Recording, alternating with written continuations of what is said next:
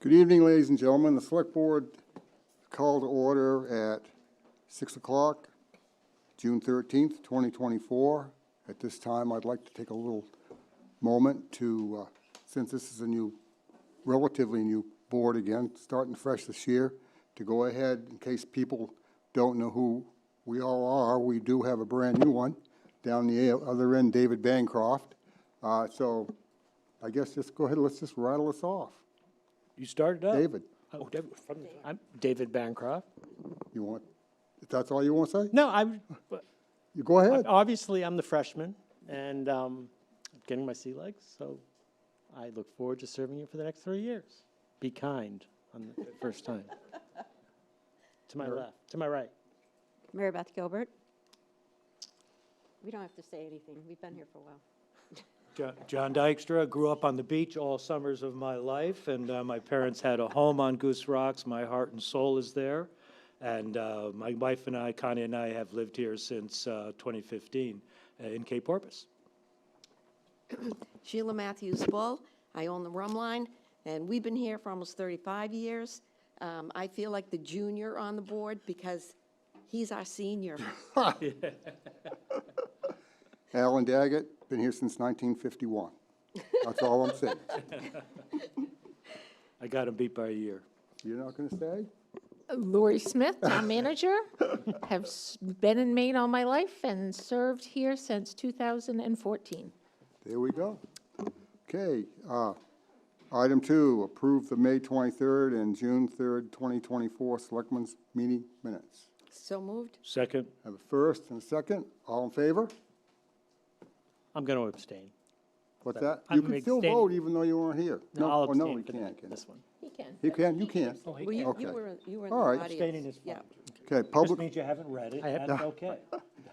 public forum. This is an opportunity for anyone who wants to address the Board of Selectmen with any issue that is not on the agenda. Anybody in TV land? Any hands? No hands raised. Okay. Item 4, public hearing for a special amusement license for Sandy Pines Campground, 277 Mills Road, Kennebunkport. So the board has discussed the Sandy Pines special amusement license in the past. We first reviewed the application on May 9th, and I think actually you started April 25th and then brought it back to May 9th. And there were some questions raised at that time. And so we have advertised this as a public hearing, as a new license. What we did discover as staff reviewed the files was that in 2021, Sandy Pines applied for a special amusement permit, but was told it was too late in the season and they should reapply in 2022. 2022, Sandy Pines applied for a special amusement permit. It was signed off on by all departments and placed in the town clerk files. Unfortunately, we had transition between town clerks. We were going from Jamie Mitchell to Tracy O'Rourke at the same time. And what we discovered is it never made it on a selectman's agenda. And so they did not get a license in 2022. 2023, there was no application for a special amusement found. And then in 2024, we have an application. So this is a new application before the board. We have publicized the public hearing. There were some questions raised at the last time the board reviewed this in May. And I did reach out to the town attorney as well as did some additional research to find the answers. One question raised was whether or not Sandy Pines had the ability to have amplified music because the planning board may not have approved that. In your packet, I do have the findings of fact from 2018, and in 3 different sections of the findings of fact, it is mentioned that they cannot have amplified music after 10 p.m. So clearly it was considered that they would have amplified music. Amy Chow, our attorney, agrees with this interpretation. As it was a condition of approval, and so hence it is a legally non-conforming use. Second was regarding the expansion of a non-conforming use, because the addition of amplified music would expand that. Amy stated that one amenity or activity does not create a non-conforming use. She also noted, because the planning board reviewed that amplified music was considered as part of their use. Next was the argument that the special amusement permit, the board was not authorized to grant it because Sandy Pines is a retail liquor establishment, so they get their license directly from the state. And because the special amusement language says that no licensee for the sale of liquor to be consumed on the licensed premises shall, and it goes on. That section that talks about consumed on licensed premises was the question as to whether a special amusement permit can even be granted for a retail license. Amy discussed that with me, and she does not read that language as prohibitive and believes that the board can grant a special amusement license even though the liquor license is retail. The goal tonight is for you to open a public hearing, hear from the public and any representatives from Sandy Pines, and make a decision on whether you're going to deny or approve the permit. Any questions? I think one other comment is just that the board can put parameters around a license, such as a special amusement, so you can put times of day or frequency, things of that nature. Okay, thank you. Do I have a motion to open the public hearing? So moved. Second. All in favor? Public hearing is now open. Is there anybody here that would like to come up to the podium and have anything to say?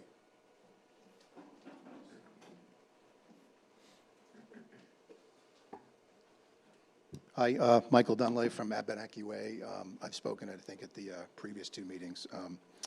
I guess I'll just go back to what I've said the last two meetings, that I really see their idea to have this amplified music is sort of disproportionate and out of context, given what their campground is about and what their business model is. It's really based on peace and tranquility and quiet, and it's a great business. If anybody's looked at the facilities in there, it's wonderfully run. But this just seems out of context for both the campground itself as well as the surrounding neighborhood. And I can go back and reiterate that there's been a number of times over the past couple of years, whether or not they had a license, that there was some what I would call over-the-top loud music, as evidenced by the fact that we heard it on Abenaki Way, 0.4 of a mile away. So I think it goes to character of the town, character of the neighborhood, and I think, as a gentleman put it at the end of the last meeting, folks just don't move to Goose Rocks Beach or that part of Mills Road or Abenaki Way to hear, you know, sort of Hampton Beach or Old Orchard type experiences. Those are fine, but I don't think that's what people are shooting for or hoping for or expecting to happen on a regular basis when they live in, you know, that part of, wooded part of Kennebunkport.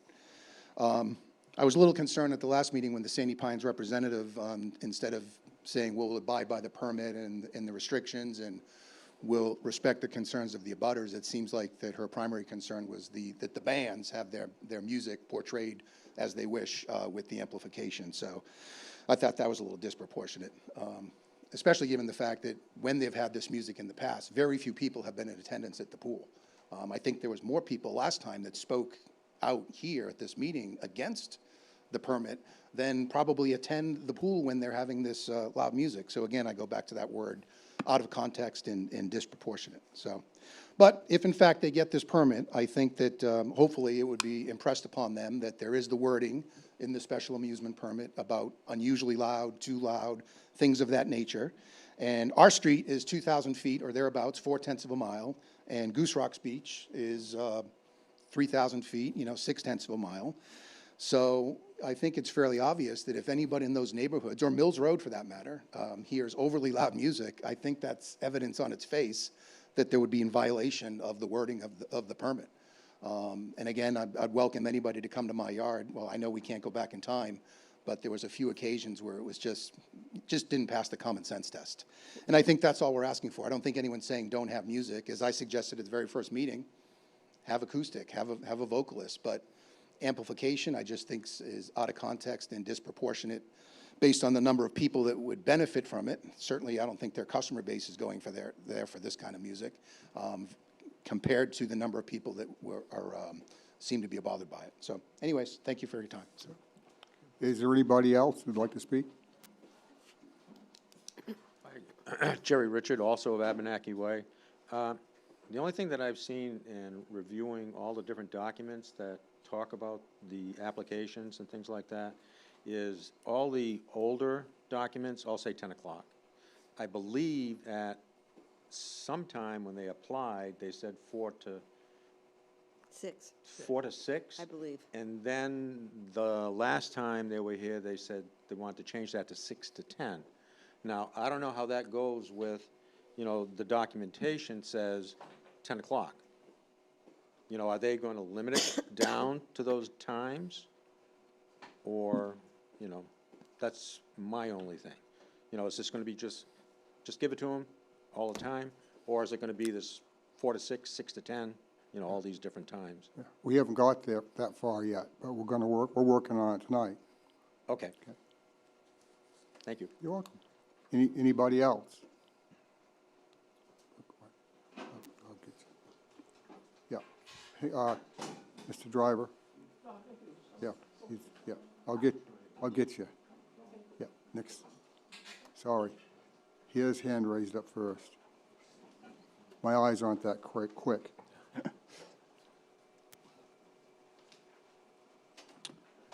Richard Driver, Goose Rocks. So when I was here last time, I did raise the question of what the ordinance says, and I respectfully disagree with the town attorney.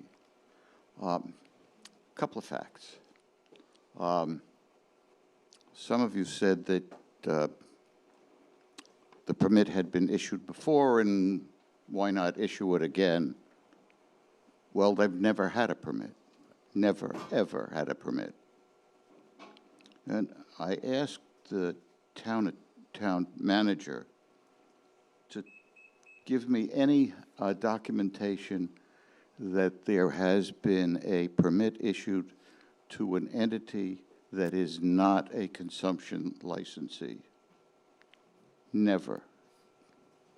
This will be a first instance for the board to issue an amusement permit to an entity that does not have a consumption license. So,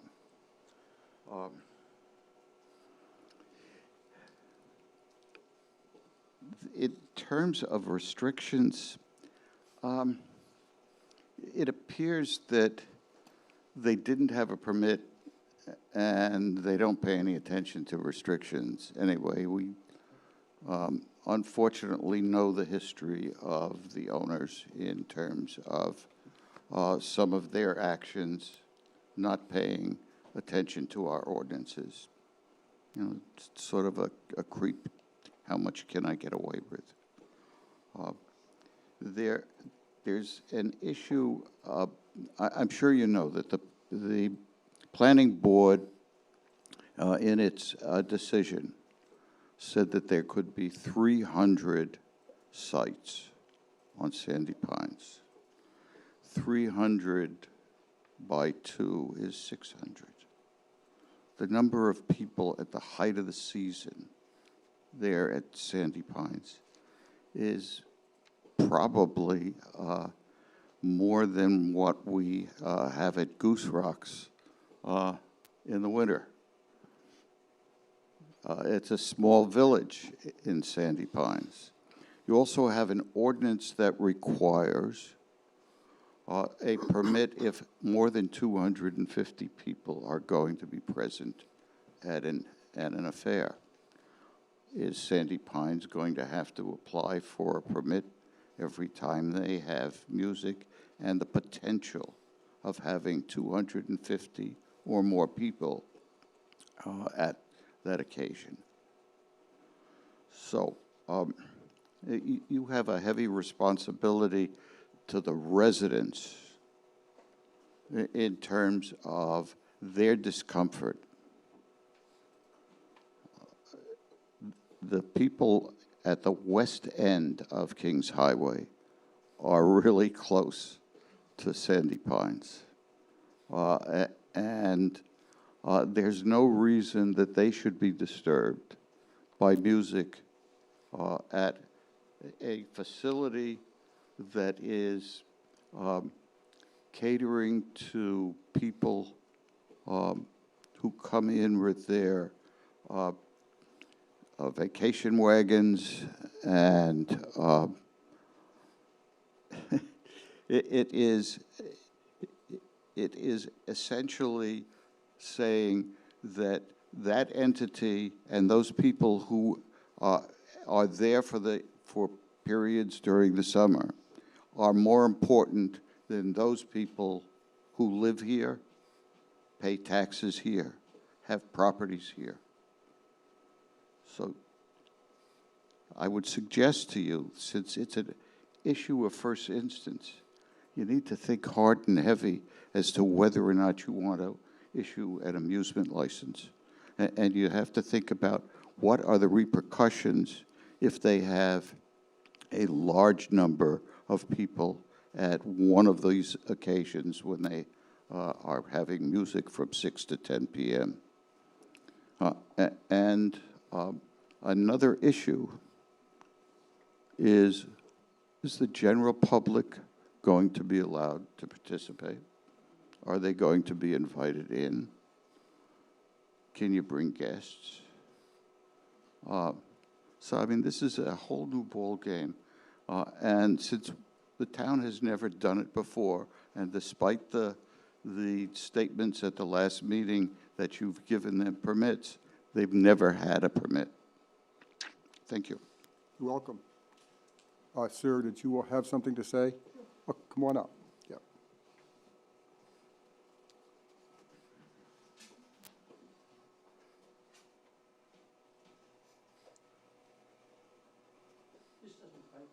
No. Yeah, my name is Brendan Donovan. I live on Kings Highway. I've been in the real estate business for 30 years. I've owned various properties. I've been an investor in various properties where my liquor licenses have been granted. And normally, liquor licenses are granted to an individual. And that individual has to be connected with the property. I'm not sure who controls this particular,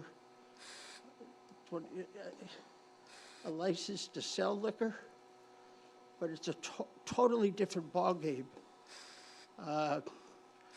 when it's a license to consume liquor. There are numerous insurance requirements. And I'm not sure how the town of Kennebunkport issues liquor licenses, but I don't think it vary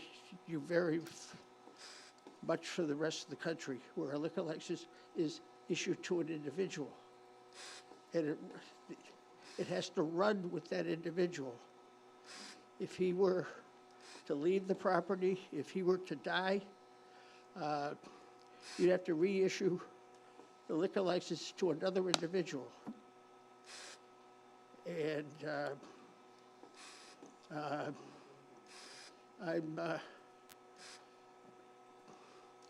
don't know how this liquor license is currently issued for the sale of liquor, but for the consumption of liquor on a site, the license has to be issued to an individual, and he has to meet very stringent insurance requirements. So I'm not sure if that's been totally explored. Thank you. Thank you, sir.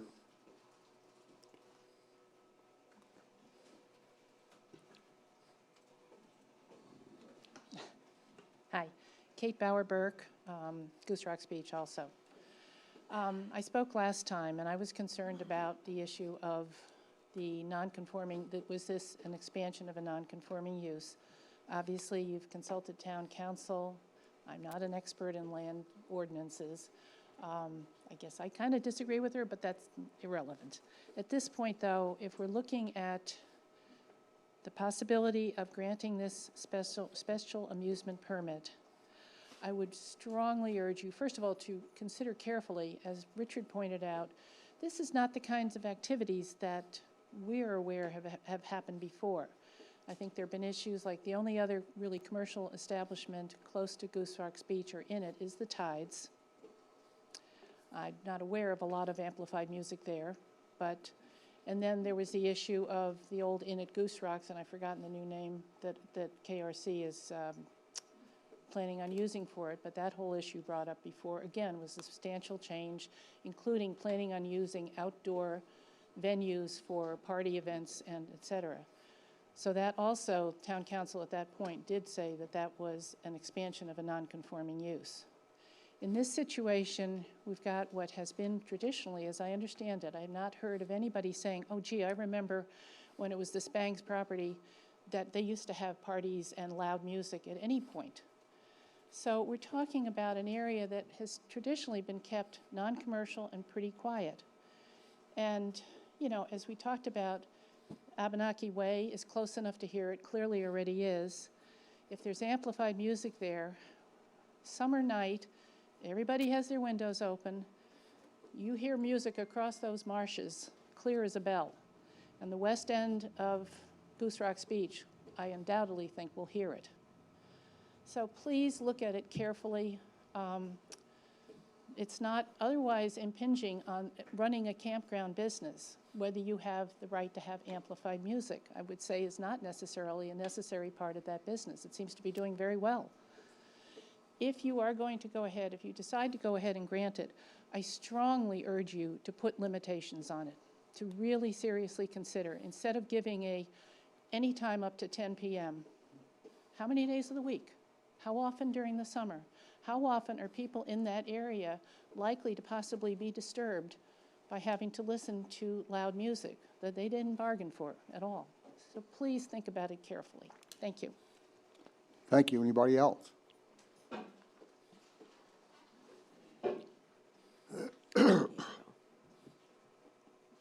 Alex Lacchiato, Goose Rocks. I won't be long-winded. I agree with everything Richard and Kate and the other gentlemen have indicated. And I can also say that I respectfully disagree with town council's opinion. I know a little bit about the law. I haven't practiced for over 45 years, and I think if you put 10 attorneys in this room today, you'll probably get 5 on one side and 5 on the other. So it's not clear and convincing that you should be granting this license because of the way the ordinance is written. I say that it's prohibited, and if they attempt to get a consumption license, that's an expansion of a non-conforming use, and that would certainly be denied. So that's all I have to say. Thank you. Is there anybody else? Sorry, I know I always come back for seconds. Some of the folks were mentioning 6 to 10, but I would just say that is there a Sandy Pines rep here tonight? Yes. Okay. So last time the woman said 3 to 5 or 4 to 6. Well, we'll have them speak. Yeah, So, he's gonna have his chance. Let's not Yeah. have a dialogue. Okay. You go ahead, Well, I was yeah. just Yeah, he's hopefully gonna have his that you chance. would hold them to what they stated themselves. Because after 6 is a whole different ballgame. And certainly anything after 8 or 9. It doesn't really save your evening when, you know, you hear loud amplified music and somebody says, oh, it'll be over at 10. Yeah. Great. So, but they did say 3 to 5 and 4 to 6 last time, so I'd be interested to see what they have to say. So. All right, well, thank you. Is there anybody else? Joe O'Connor, Kennebunkport. 7 generations in this great town that I love, and every summer of my childhood life on Goose Rocks Beach, and I'm glad I'm not the only one on this very lopsided opinion. I'm a communication professor, so I actually do believe in First Amendment and strong opinions. I want to let you know that for the past 4 years, my local band, and I am a taxpayer, the Dock Squares, have played at Sandy Pines. After the second gig we played there a few years ago, I determined that it didn't need a band of 5, and so I moved to our trio. We also moved to 1 speaker, and the pool was always filled, always filled. We do Memorial Day and Labor Day, and Cheryl, who was here the last time as the general manager, she books us first because we get booked up and she wants to make sure. I have people in the campground saying, we're going to come back a second time, when are you booked again? So this has never been empty for us. I also want to let you know that another band called the Biddo Honeys is not entirely out of Biddeford. Asia Bowley is a taxpayer here, and she's the lead singer, and so she's a taxpayer. Gentlemen in Hooligans, Kevin Ward is a taxpayer. He also plays in my band, and Jim O'Neill plays in my band. It's kind of this thing that goes on with bands.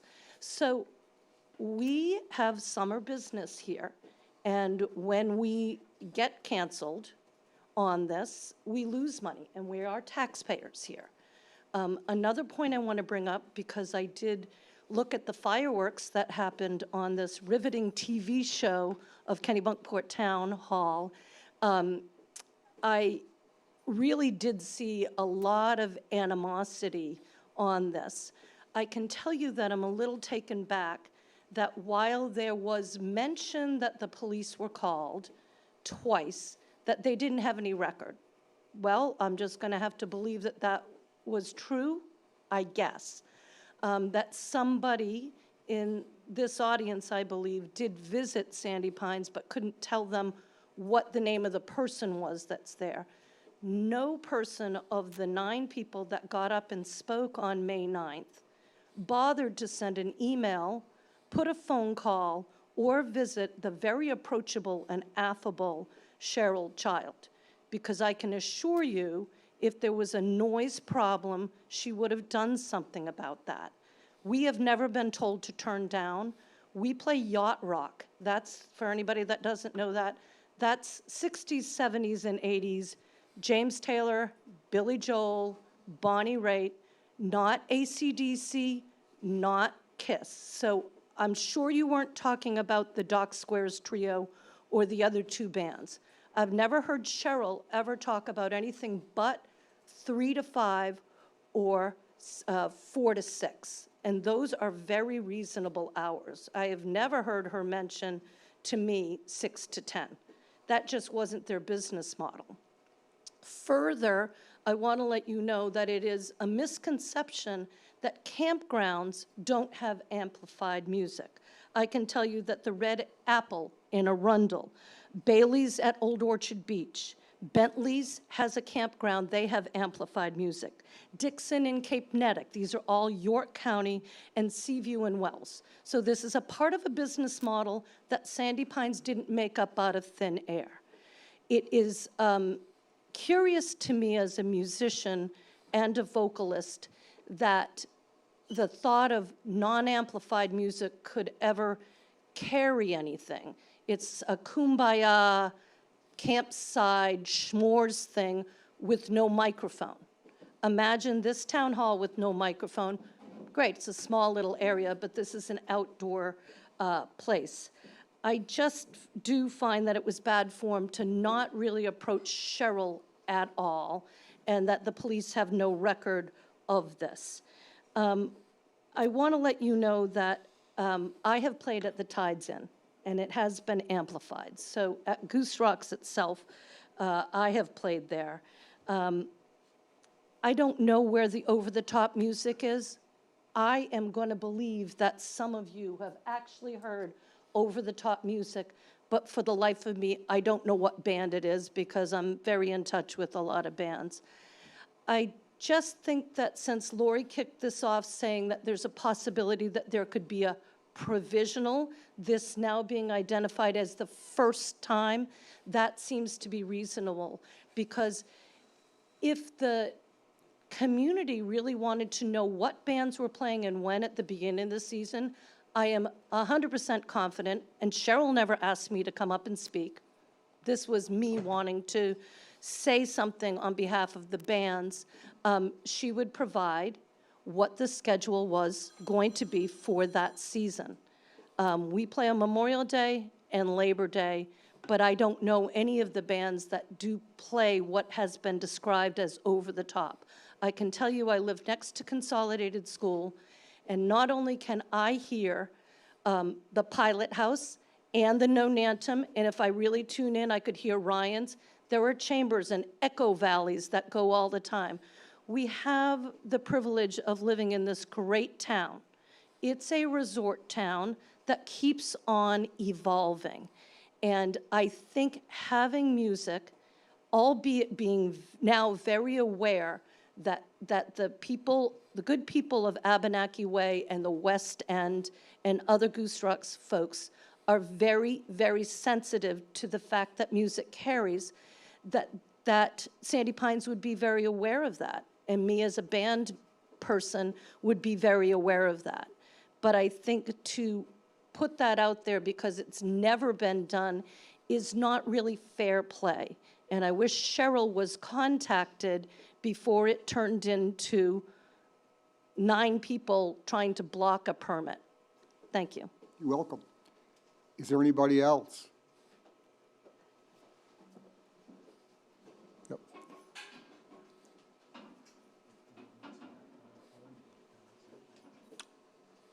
Richard Driver again. There's no First Amendment issue here. Please don't be persuaded that somehow or another music in a facility that caters to vacationers has a First Amendment right to disturb their neighbors. Music is not a First Amendment right. You know, the previous speaker kept talking about taxpayers. They're taxpayers. You know, so are we.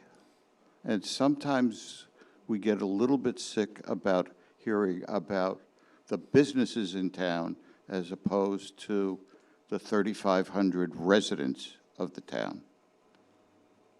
So I think you need to consider who's most important here, one business or the residents of the town. Thank you. Anybody else? Are you from Sandy? Oh, Are we going to let somebody else? yeah, I will. I heard what you said. I respect your business and your talent. Has the owner, Cheryl, attended any of these past 3 meetings? So, Okay. there's no doubt. You can't be talking to each Okay. other without, Okay, I would just Just state what wanted to point out that the owner that was mentioned by 2 speakers ago could have been here tonight. okay. It's not our responsibility to contact the business and do behind-the-scenes legwork. We're doing the homework of good citizens. We're showing up, we're speaking, we're showing respect. I don't think it shows any disrespect that I didn't know who the owner was and I didn't contact her in a back-channel way. So I will say to the board that I suppose the owner could have been here tonight if it was that important. Thank you. Okay, is there anybody from Sandy Pines? Come on up, sir.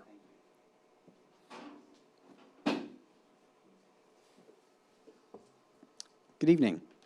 My name is Peter Van Hemmel. I'm an attorney from Bernstein Schur in Portland. I live across the bridge in Kennebunk as well. And I'm here on behalf of Sandy Pines. The board is faced with an interesting and challenging problem, and Sandy Pines is very mindful and respectful of the testimony that you've heard. And it's important Can testimony. you move closer to the mic? I can, Thank you. yep, or maybe I need to get taller too, I don't know. Thank you. Sandy Pines is very, very mindful of the testimony, and certainly I think what I can report back to my client is that they would do well to try and work on their relationships with abutters. But I think it's also important to keep in mind this campground, I think, has been around for many years, 65 years, 66 years, something like that. It's been around a long time. And it is a sort of factor in the town's history as well. The approval for this particular use is something that I think is governed certainly immediately by this licensure process, but I think that I don't want to characterize the comments that you've heard as you know, being anything other than people's lived experiences, but the experiences that are being described are governed by a different process, which is the town's noise ordinance.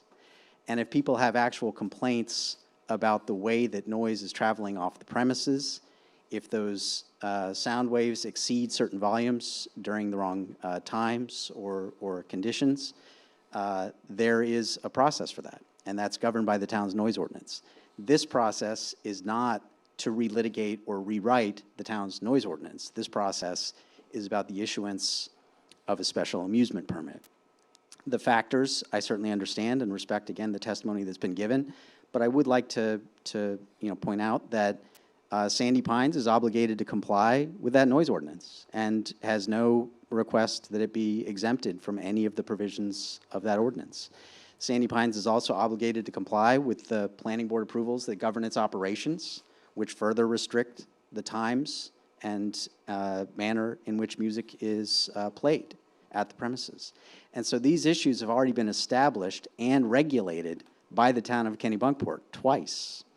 And this is not a regulatory enforcement process. And I think that some of the comments and testimony that you've heard are much more in the way of what would be appropriate context in regulatory enforcement action, not a licensure issuance.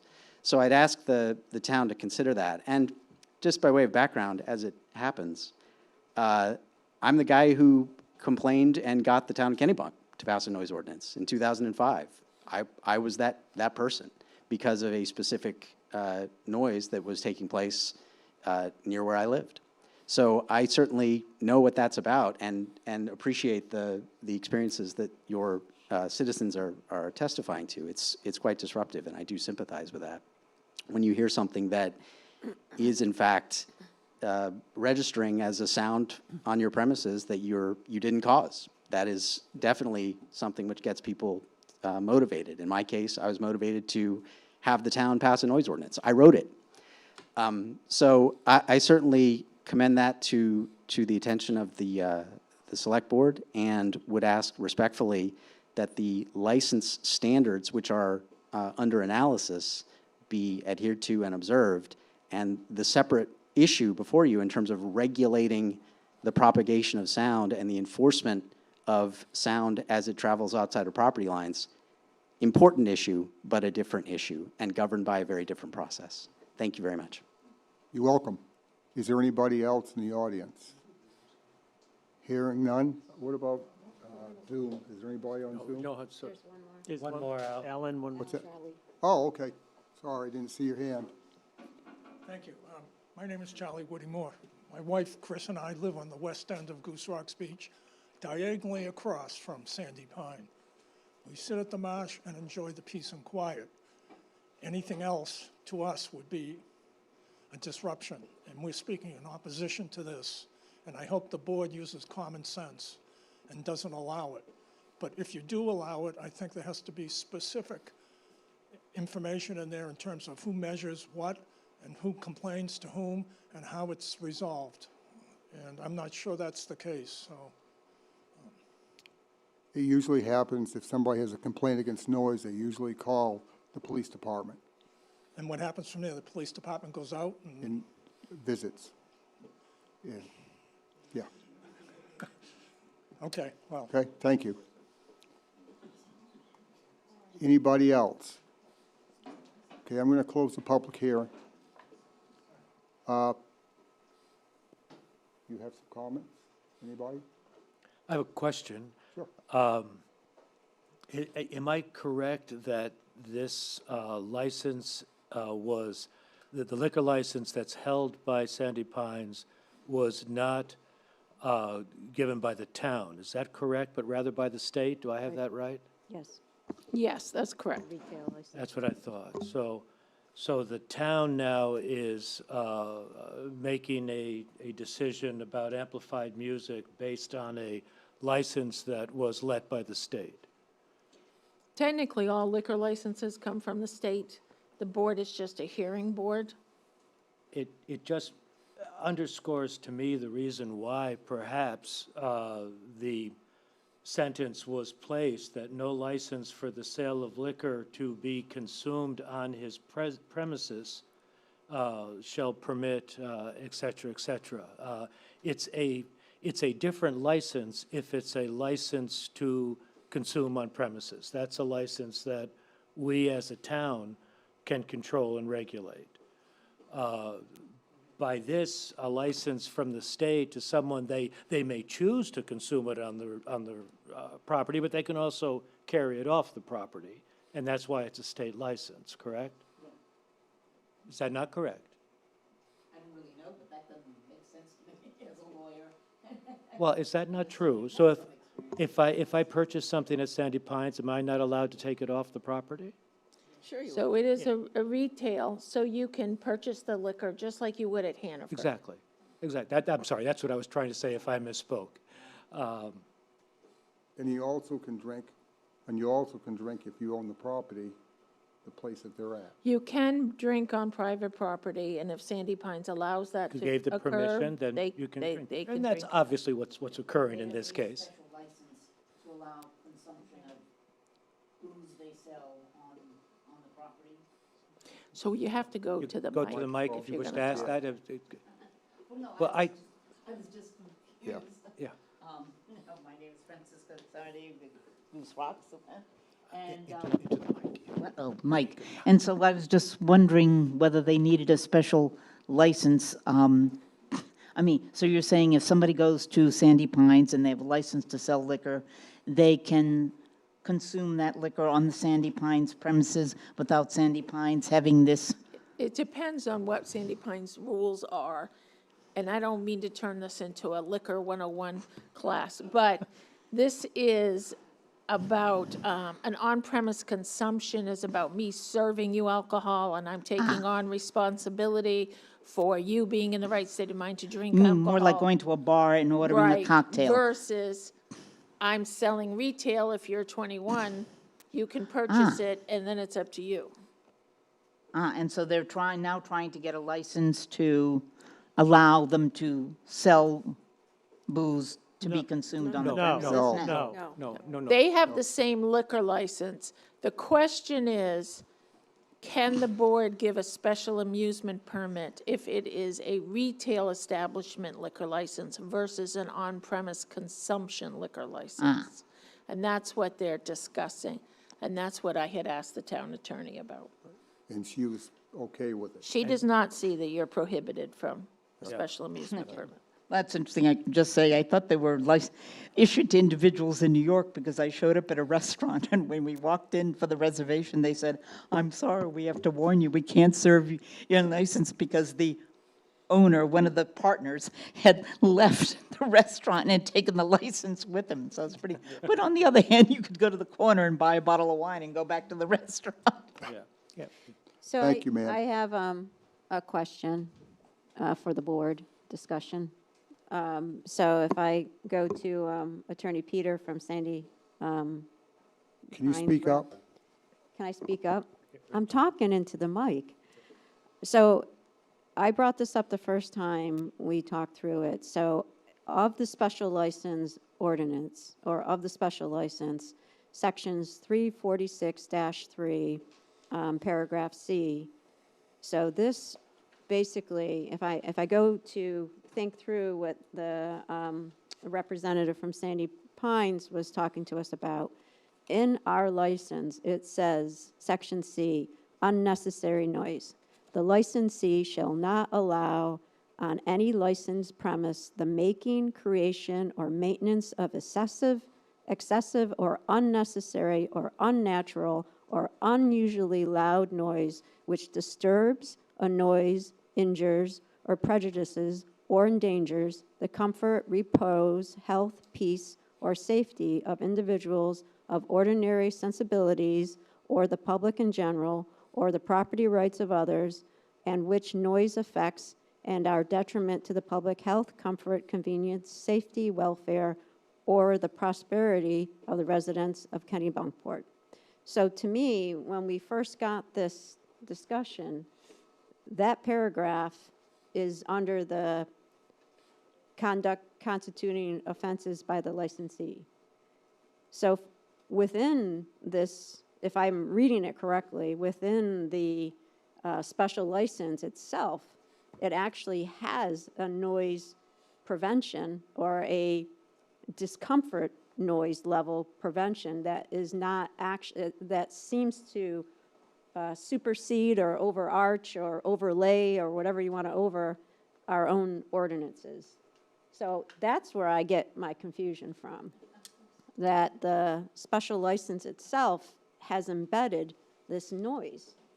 It's basically saying, we'll give you a special license. So I look at this and say, okay, if I'm getting a special license, the people that probably wouldn't would be a closed building, you know, that wouldn't really be impacting or broadcasting over water, which carries sound.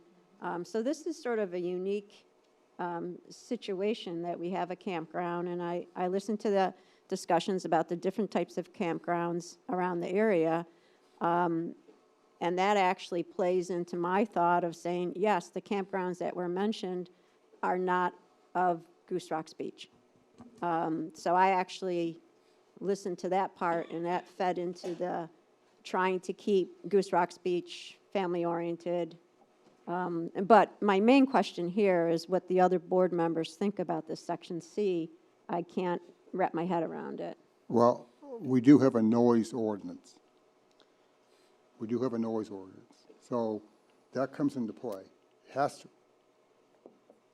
Can you speak into the mic?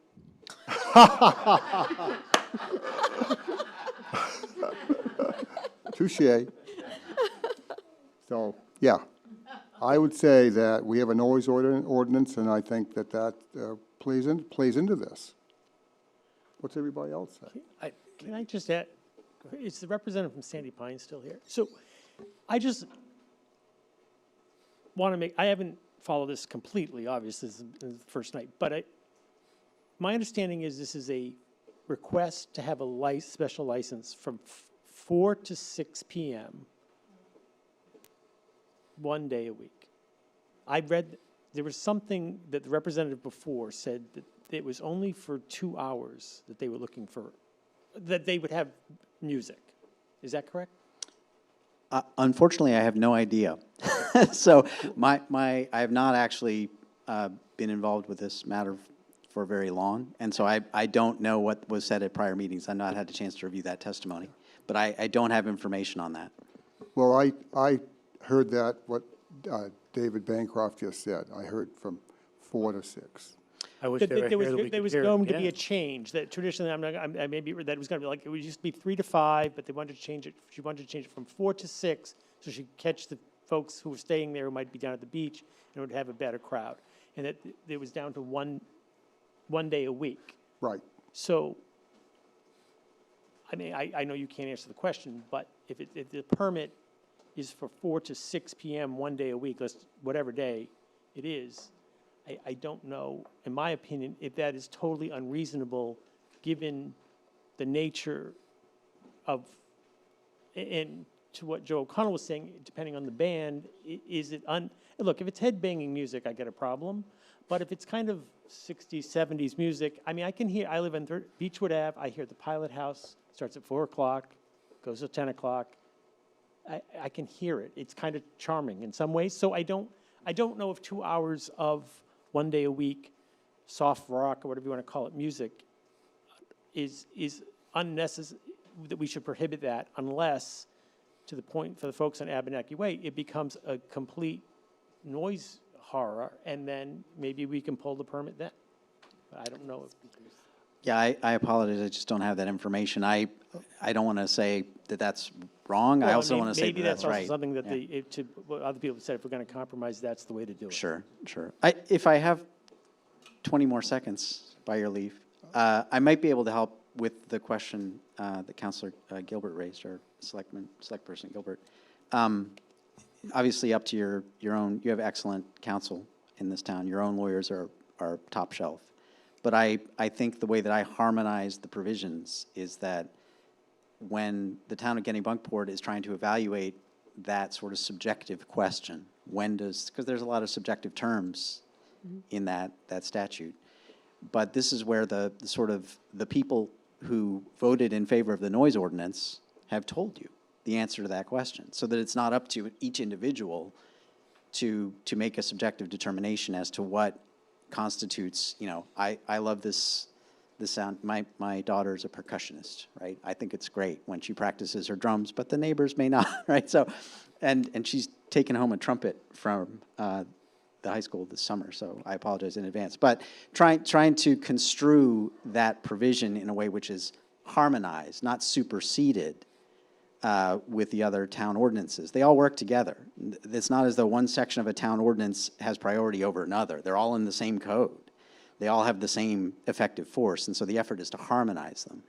And I think that when you look at what the people of Kennebunkport have said through their votes as to what constitutes that type of noise, they have spoken. They've told you it's in an ordinance, and the way that you enforce that ordinance is also in that ordinance, the manner, the means by which it's enforced. And so I think that's the effort when reading municipal regulations side by side, is not to figure out which is in spades and which is in diamonds. They're all the same suit. So that's if it helps the council's discussion. Thank you. We closed the public hearing, sir. We did. Yep. Sorry. Very important to ask. Do I have to open the public hearing or no? What? After you close the public hearing, you've let other people talk. They asked a question of the why applicant. they asked So a the board has the right to ask Questions. clarifying questions. Yeah. It's up to the board if they want to reopen the public hearing.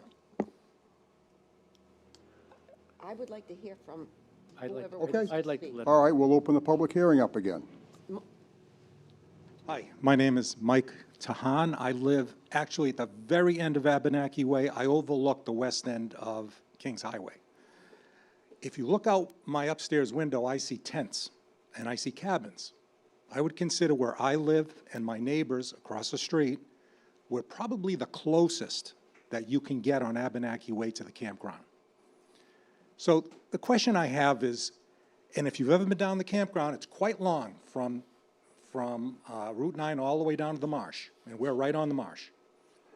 And are we talking about something being done at the pool, which is you can throw a rock from Route 9 and hit the pool, or are we talking about why not have it down by the marsh? I mean, we're talking, music being played in one location or anywhere within the facility.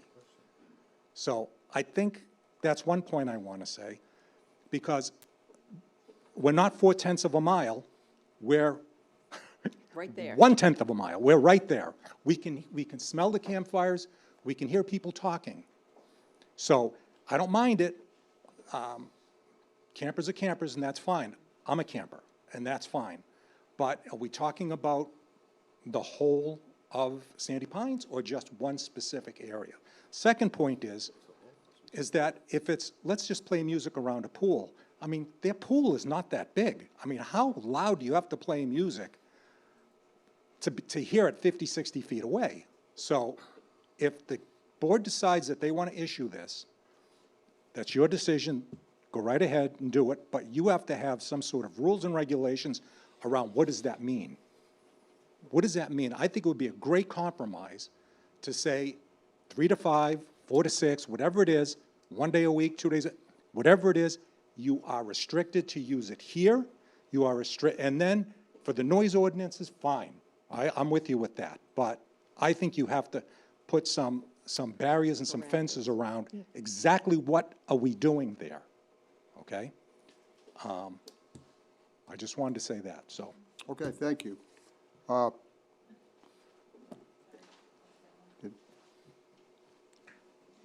Kate Bauer-Burke again.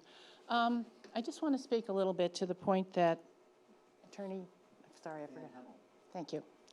I'm an attorney too. I am not necessarily an expert in land use ordinance, but in terms of... Can you speak into the I'm sorry. microphone, In please? terms of, I'm not an attorney also, not an expert in land use ordinances, but I think in terms of looking at the questions the attorney raised about the interaction or interrelation between the point that Mary Beth raised, the section of the special amusement permit ordinance, as well as the overall noise ordinance, I would argue that the people have spoken in two ways. They put in place a general noise use ordinance, which can apply to somebody having a party in their backyard or anything in town.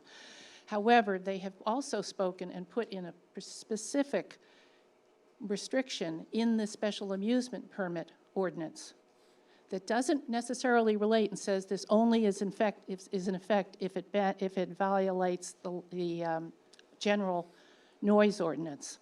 So I think it's there for a specific reason to say, recognizing that this type of permit can provide for activities that in and of themselves surrounding parties can object to because of the noise.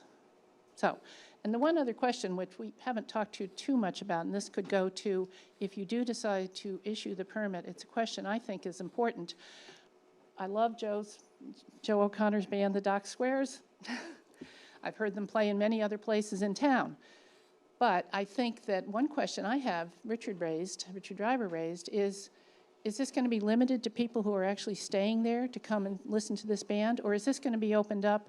Can the campgrounds allow people who are not staying at the campground, or multiple guests of people staying there, to come and listen to whatever music is being played? I think that's a factor to look at or address if you decide to address the special amusement permit. Thank you. Ma'am? Francisca Savadier again. Just want to say it seems very, it seems like the impression I get, and I must admit this is the first meeting I've attended on the subject area, but that nobody knows exactly what they're asking for. Even their own attorney has said, I don't know what we're looking to do, so I don't see how the board can vote on something and approve something when it doesn't even know what's involved. Is there a way to get some sort of statement or get some clarification, 3 to 5, 4 to 6? Is it going to be at the pool? Is it going to be at the marsh? What? That's what we're working on right now, ma'am. Oh, okay. Yeah, Oh, I thought you we're were working on taking that. a vote tonight, and you were, and that, nobody seemed to know what was really involved. We're going to get there. Thank you. Welcome. This is a process. Anybody else? Richard.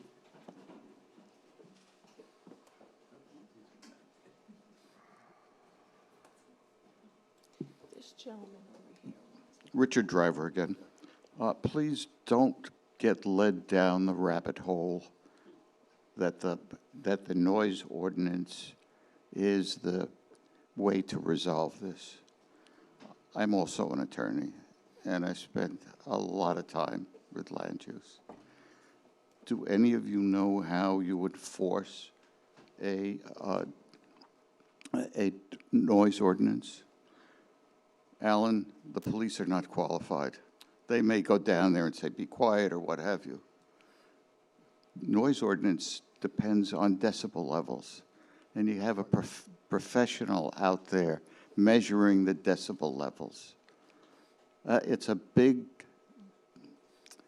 operation to decide whether or not, if it's contested and you're going to go to court and what have you. You have to have someone who is experienced in noise levels. The fact that I think it's loud and you don't doesn't cut the mustard. I can tell you that from experience that when I had my processing plant on Beechwood Avenue, I had complaints, and I had to hire a company to come out and see how many decibels it was. At the end of the day, I was in good shape. So yeah, I know a little bit about it because I had that kind of an experience. Okay. So don't get led down that rabbit hole that it is easy to just talk about a noise ordinance. It's not that easy. All right. Thank you. Nor is it that inexpensive. Thank you. Alan Evelyn, I'm a resident of Kennebunkport. I'm not an attorney, but I am an audio professional. I've spent 50 years in the audio industry with the largest companies that make all types of speakers, microphones, etc. So to answer Richard's question or his point about decibel level, these days, sound pressure level meters of the handheld type that used to be $2,000 and $3,000 when I started in the business, they're now on Apple iPhones. Now, you certainly wouldn't use that in a law enforcement category, but smaller handheld sound pressure level meters are very accessible. And I can train someone on how to use it, how to get an average decibel level at a particular point in a particular time frame. It's very straightforward. I would think that, from what I'm hearing from people, they object to certain types of music. You know, I don't think that's the purview of a special amusement policy. I think that, as Mike Tehan, my former landlord, has told me or has said, I think you can build the right restrictions around what they want to do, how they want to do it, the time frames, et cetera. The rest of it, you know, there are special amusement permits issued all over Kennebunkport, all over Kennebunk. I've heard the music from the Tides Inn, because they have amplified music on the porch, usually Sundays. I've heard them from other locations.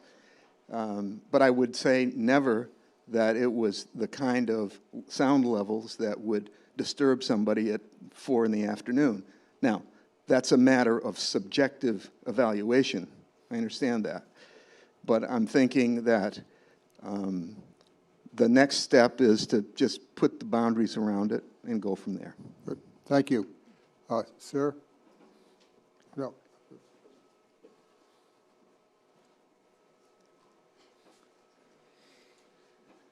My name is David Broden. I live in Kennebunkport, and I think there should be some common ground between everybody on this, find the hours correctly.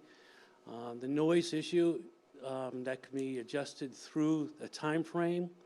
And if we were really interested in a noise issue, we would look at backpacks, blowers for lawns, and lawn mowers. That would be the biggest noise issue in this town.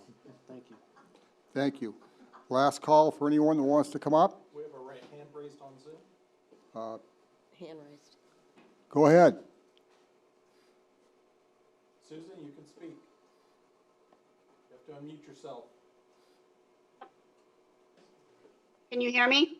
Yes. Yes. My name is Susan. I live at Goose Rocks Beach. Just a quick comment, observation. If Sandy Pines wants this permit and they're before the Board of Selectmen, why don't they have a representative there tonight to speak to this? They do have a representative. They have their attorney. They have their attorney, but he's doing a great job, but he can't provide details as to where the music will be, the hours. I just find that curious. That's all I had. All right. Hang on. Thank you. Thank you. That detail on where the music will be. Okay. If it suits the.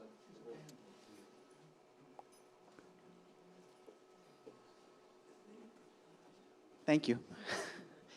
I appreciate the time. And I'll try to make this part quick. I did try to get a sense from my client as to where the area would be that the music would be performed. And I'm told it is in that zone by the pool and by the road. So that, I think, is the performance area. So I just want to make sure that that's clear. And if there are any further questions, I am happy to try and chase down whatever information is material to the board's decision. I apologize. I'm not going to pretend to know stuff I don't. You need facts, you need information, and if you need more facts, more information, we'll get them to you. Thank you. Thank you. Hello. Joe O'Connor again. I spoke with Cheryl today just to tell her that I was going to be up here because I felt like the music had to be represented after I saw the video of May 9th. I can tell you that she has no desire, this is just a personal conversation from her to me about moving the location, but it's a very good point. The pool area and behind, right near the lodge, is what she discussed with me, just one individual. She's also been talking about either 3 to 5 or 4 to 6 as a band that's regularly played, and she always wants to book us way before we get full. I've never heard anything about 6 to 10. So I think in a common ground, and I do appreciate your words here, I think that there is a noise ordinance clause that you read, Selectman, in there that puts it forward. I just can't imagine that 3 to 5 or 4 to 6, a couple of days a week, Memorial Day through Labor Day, is something that people in downtown Kennebunkport would be delighted. I like hearing the ambient music, but, and to your good point about me bringing up the other campgrounds, they're not Goose Rocks, but I am raising this because somebody had said in May 9th that, well, campgrounds don't have to have amplified music. It was just driving home the point that a lot of campgrounds do. My First Amendment comment only had to do with the opinions here, not about the music. Thank you. Thank you.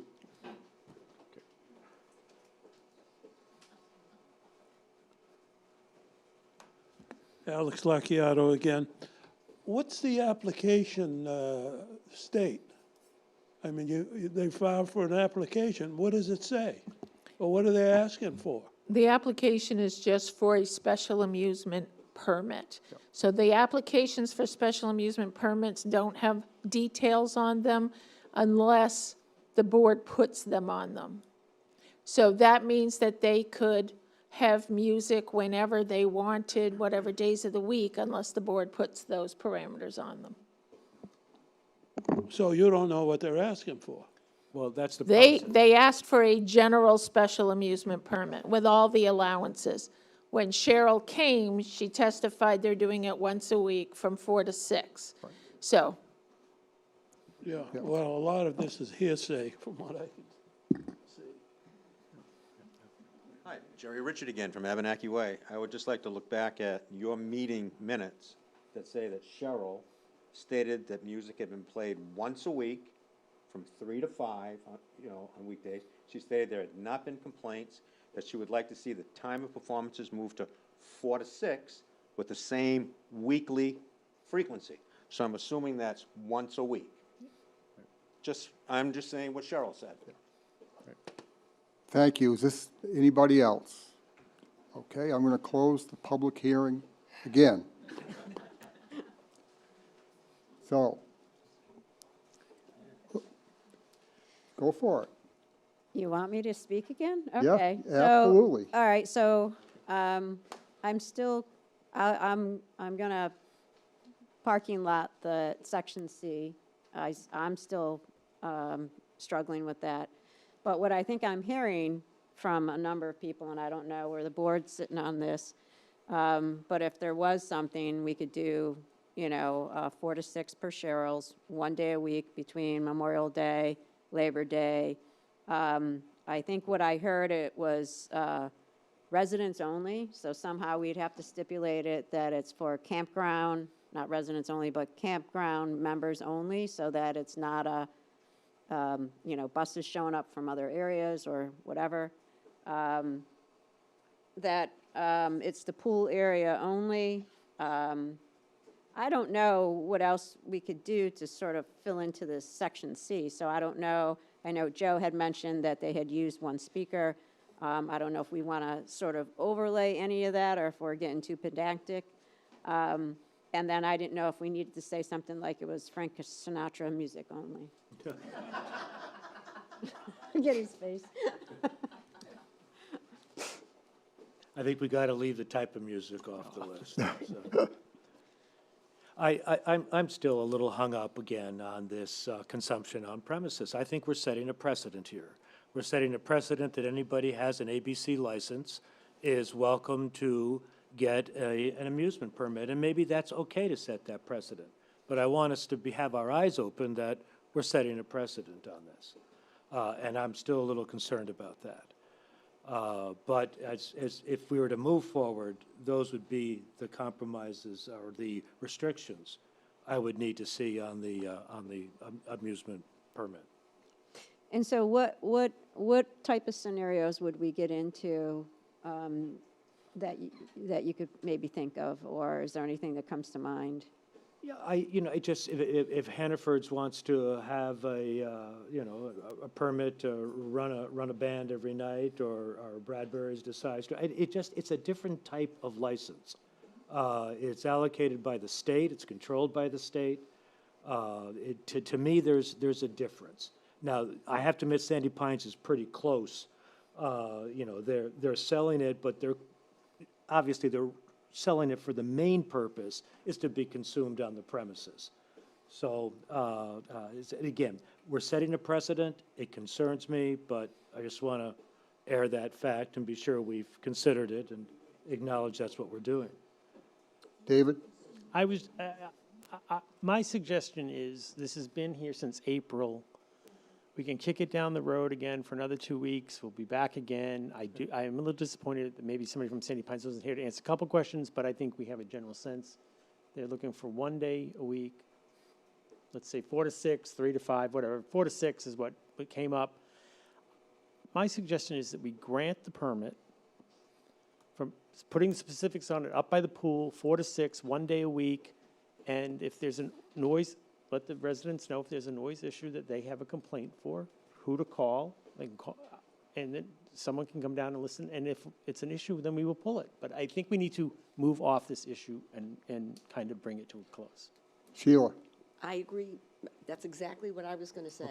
I think we set the parameters, definitely 4 to 6. Once a week, I don't think is bad.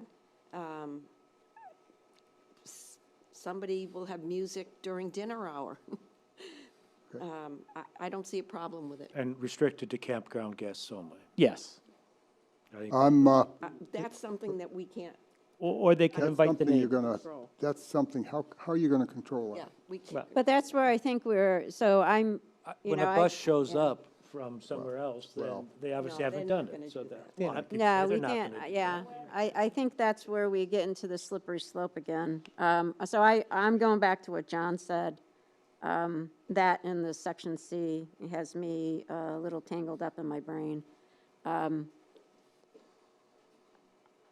I laid out the restrictions because that's what, or the parameters, because I thought that's what we were, that's generally what we were hearing. But I'm still struggling with, especially what John overlaid with the precedent of what we're doing here. I would like to get some, I guess I'm different than Dave. I would like to get some guidance from council again on this, on the parameter side, but maybe that's wrong. But we keep But- moving it So- down. We can't move it down. It's going to be the end of the season. know- Anyways, it'll be a moot point. So And this is a year, a how about 1 one-year year? license. Right. And then if And- it doesn't work, And if it doesn't work, then we'll they don't deal get it with next year. Yeah. I'm in favor of 4 to 6, 1 day a week, with restricted by the pool.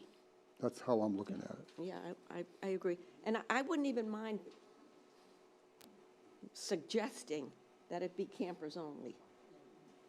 I don't know if we can control something like that, but I think we have to, I wouldn't mean, be if it's, opposed if to it's, if it's the town, if it's the board putting in parameters and we're gonna do a year trial, I think we put it on the table. I don't see why we can't specify that.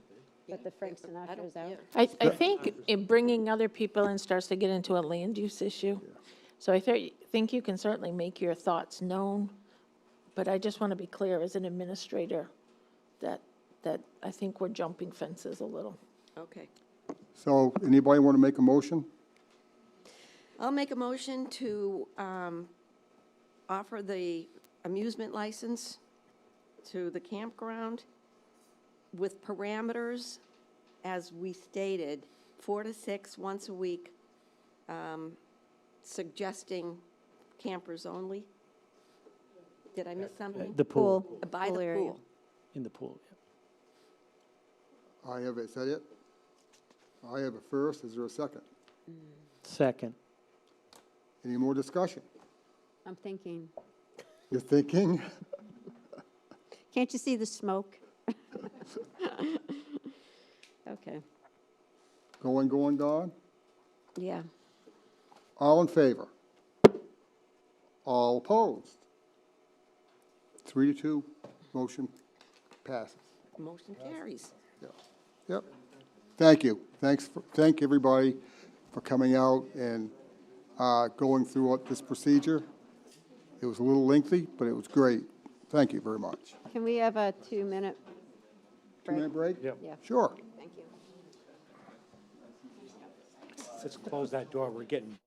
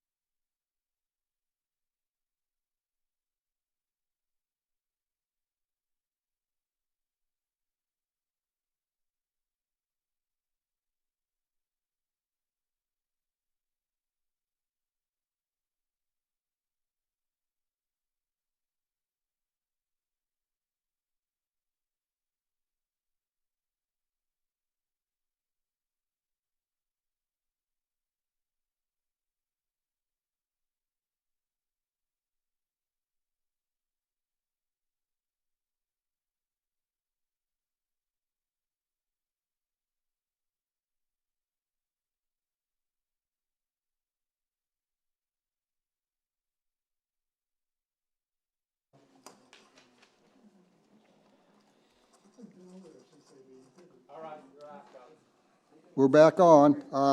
Item 5, consider renewal of liquor license for Allison's Dock Square LTD, Allison's Restaurant located at 11 Dock Square. So moved. Staff has reviewed the license and recommended it.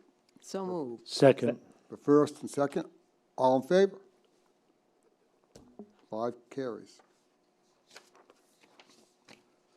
Okay. Consider a renewal of liquor license and amusement permit for Seaside Hotel Association, Nonanum Resort, located at 95 Ocean Avenue. So moved. Second. All in favor? 5-0. 7, consider renewal of liquor license for First Serve Edgewater, Inc., DBA Mabel's House, located at 126 Ocean Avenue. So moved. Second.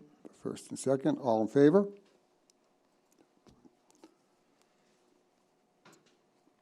Okay, consider renewal of liquor license for First Serve KPT Hospitality, Inc., DBA Mabel's Lobster Claw, located at 124 Ocean Avenue.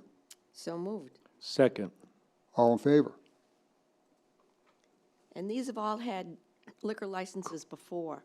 So these are just renewals. And they've been renewed, I They've mean, all they've been been, the reviewed by staff is, staff and- Yeah. recommends approval of all these.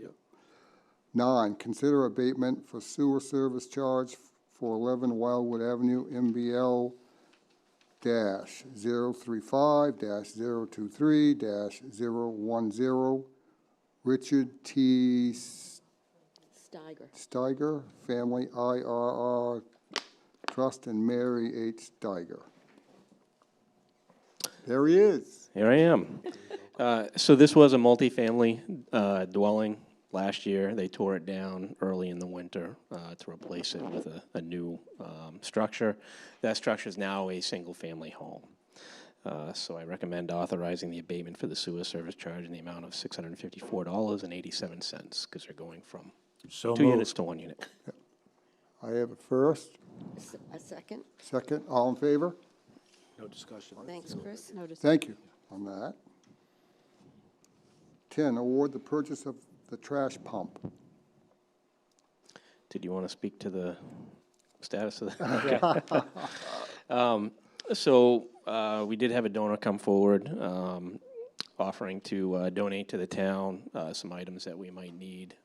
This came up pursuant to the storm that we had on January 13th, when we had the issue of the water down on the west end of Kings Highway and had limited resources in which to deal with it. So I suggested that a diesel-driven trash pump might be useful in case we get into this scenario again. So I did put out bids for a trash pump. We put it out to 3 vendors that are local to us. I only received 2 responsive bids back. One was Malt Sales Company in the amount of $30,888. The other was Xylem out of Buzzard, Connecticut. And that was going to be $51,965.19 plus an $875 delivery charge. So based on that, I'm recommending purchasing the pump from Malt Sales in the amount of $30,888. I feel like that pump is more than capable to handle what we need, so. So I have a question. How many gallons an hour will it pump?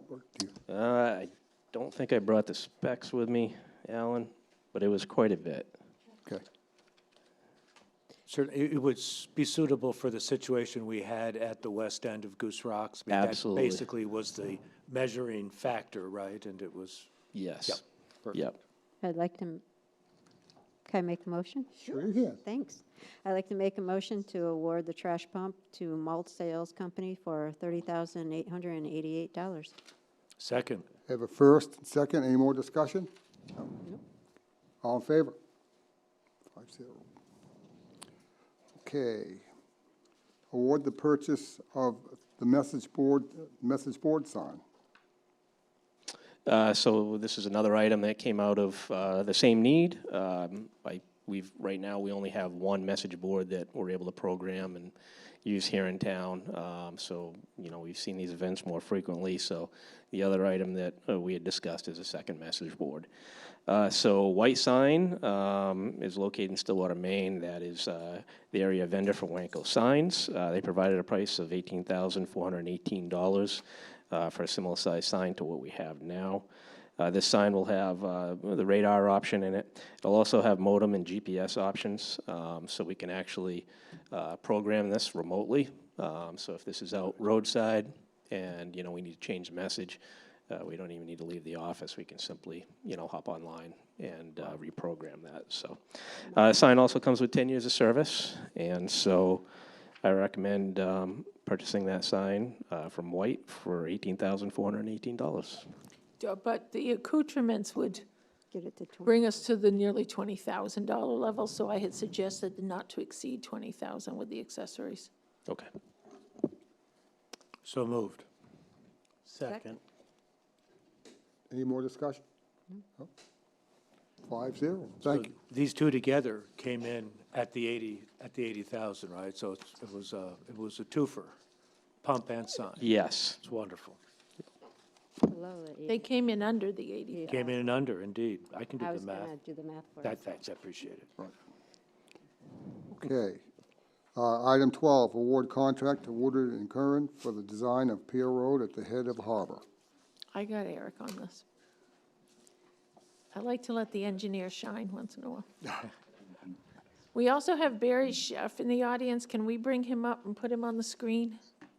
I don't have video, but I have audio for him. Well, I'm sure Barry will give us video.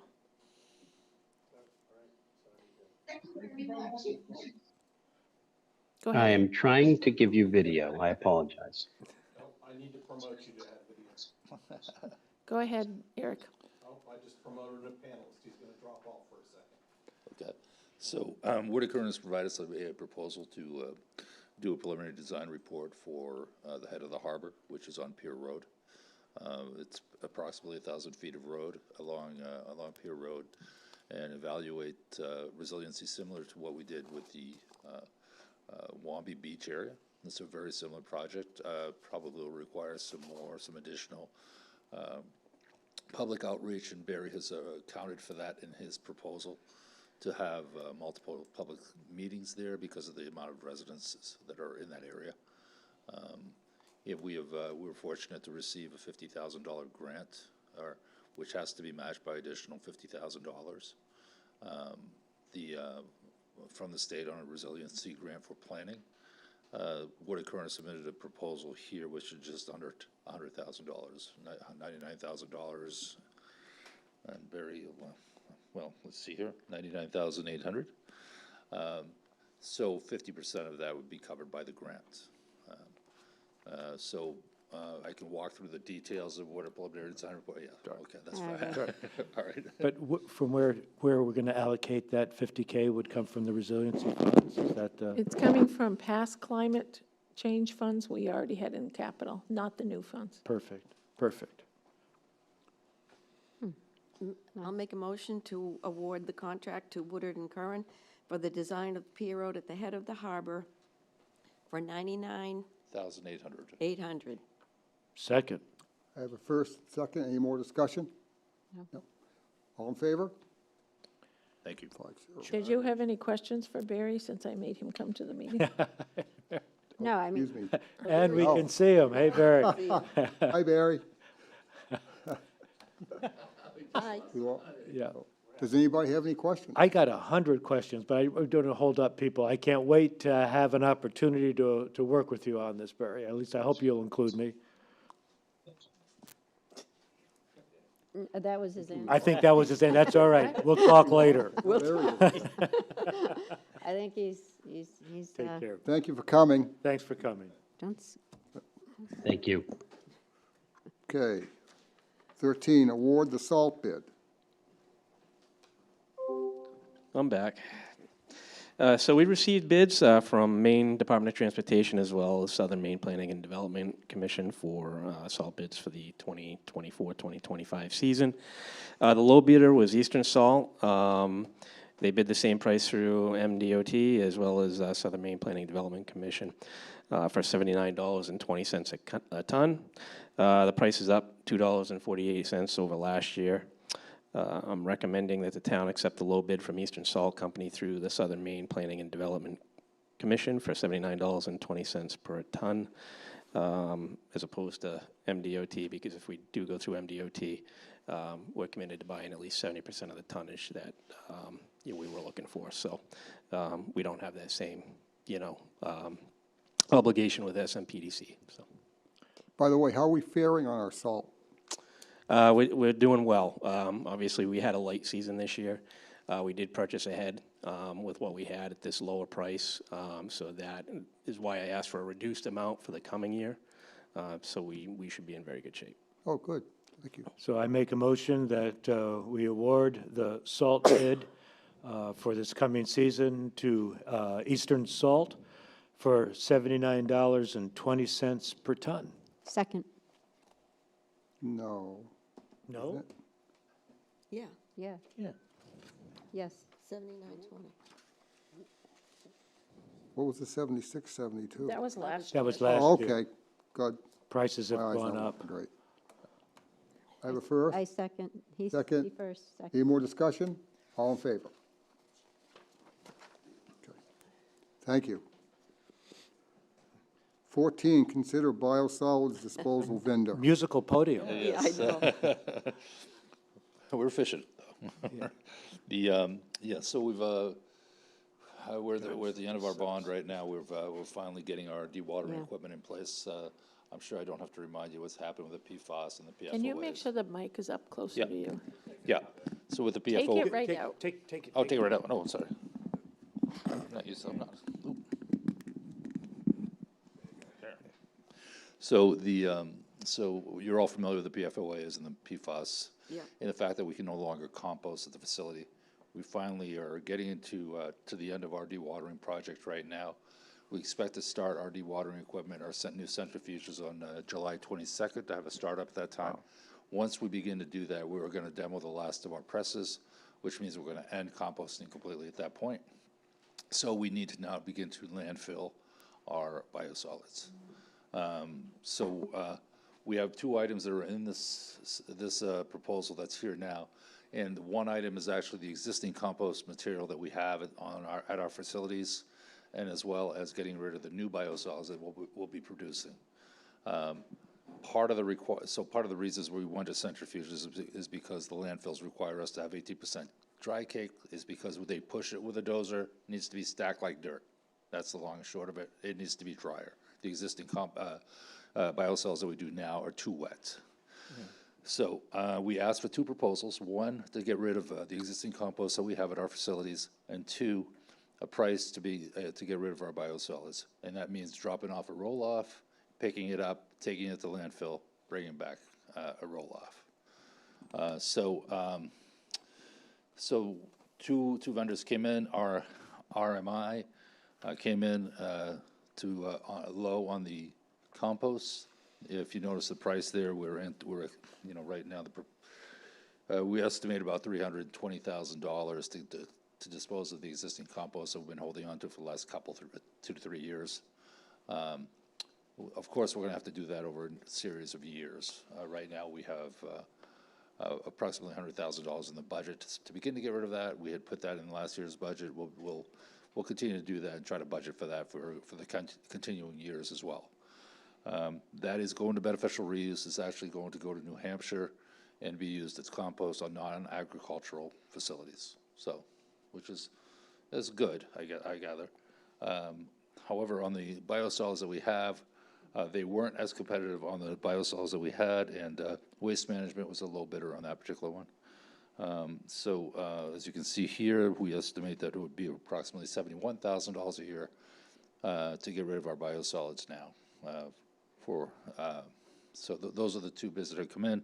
So what we're doing right now is suggesting that we contract with RMI to get rid of existing compost with budget, within our budget, if you will, and also contract with Waste Management to dispose of our biosolids moving forward in the next fiscal year. So this doesn't need a vote then? Yes, it does. It does. I apologize, I didn't put a No, vote cool, in your cool. memo, but yes, we do need a vote. So moved that we would go with RMI to remove our existing compost for a price of $318,540, and that we move forward in the future with Waste Management at an estimated annual cost of $70,890 for the removal of our dryer. Right. Solid. So I suspect we haven't developed contracts yet. We were going to see if it's a multi-year, like RMI is a multi-year contract. I'm sure there'll be some nuances in there. Happy to share that with the board to make sure they're comfortable with us moving forward after this first year. So modify that to approximate cost thereof. Yeah, these are estimates. We wanted to know, these are, obviously, as you can see with these numbers, they're not apples to apples. RMI requires testing in New Hampshire where the others did not, things like that. Yeah, cool. Yeah. So when are you anticipating doing this? We would be doing starting July 22nd. Oh, good, great. It's going to be awesome. Yeah. As soon as centrifuges start, we'll have a roll-off. We're ready to accept the roll-offs. The equipment will be in place. We'll be ready to go. But is one centrifuge going to do the summer volume? That's amazing. Absolutely. Wow. Awesome. Yeah. Wow. Thank you. Thanks. I'll second that motion. Cool. We have a first and a second. All in favor?